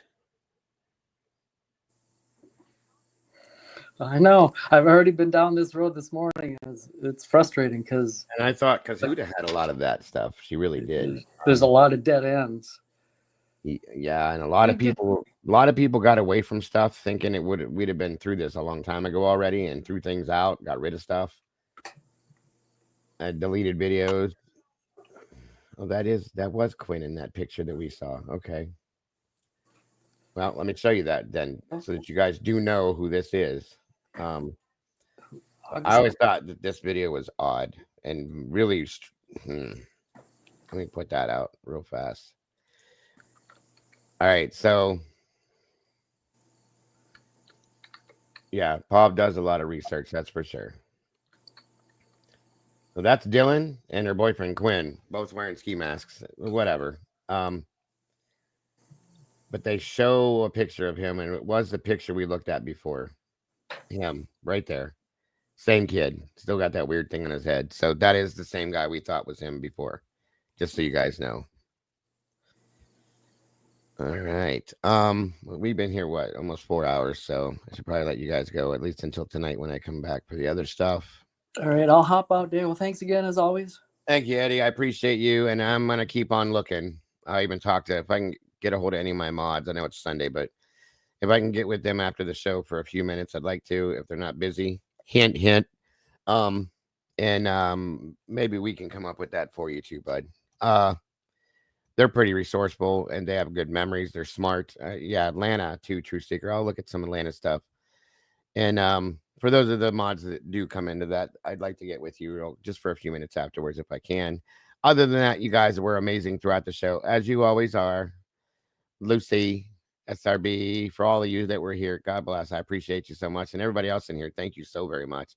Anybody that may have donated to the channel, super stickers, super chats, memberships, Venmo, Cash App, PayPal, whatever it was, if you did it, you definitely didn't need to. We don't expect it, but God bless. I really appreciate it, guys. Once again, that keeps my channel going. You guys are amazing. Eddie, thank you so much for all your input and just for being here and being a friend, buddy. I appreciate you always. Docket, I appreciated your input today as well. And we also had Jesse up here again. Jesse, always appreciate having you here, brother. And everybody else, guys, please don't forget to love yourselves and love each other. Don't change nothing. And you guys know why. I don't have to tell you, but I'll say it anyway, because you're all the beautiful people. And I'll see you guys very soon here, guys. God bless. Much love, and I'll see you on the other side. I don't know what I just said. Sorry. Bye-bye for now. Confession, every cup a scream. Tables whole story soaked in guilt and grime. Dago serves the brew, murders keep the time.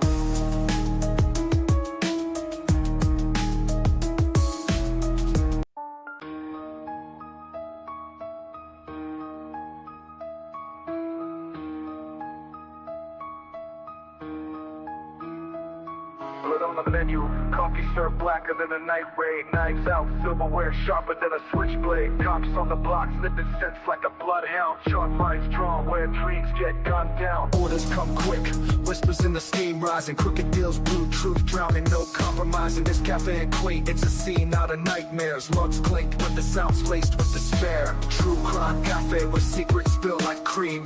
Every sip a confession, every cup a scream. Tables hold stories soaked in guilt and grime. Dago serves the brew, murders keep the time. Menacing the code, specials written in blood. Today's dish, betrayal, served with a grudge. Dago in the back, flipping pancakes with a snarl. Bullet holes in the walls, paint a mural that's dark. Customers in shadows, faces blurred like a dream. Conversations and whispers, plotting schemes unseen. This ain't your local diner, this is Hell's Canteen, where your last meal's a latte and regrets the cream. True crime cafe where secrets spill like cream. Every sip a confession, every cup a scream. Tables hold stories soaked in guilt and grime. Dago serves the brew, murders keep the time.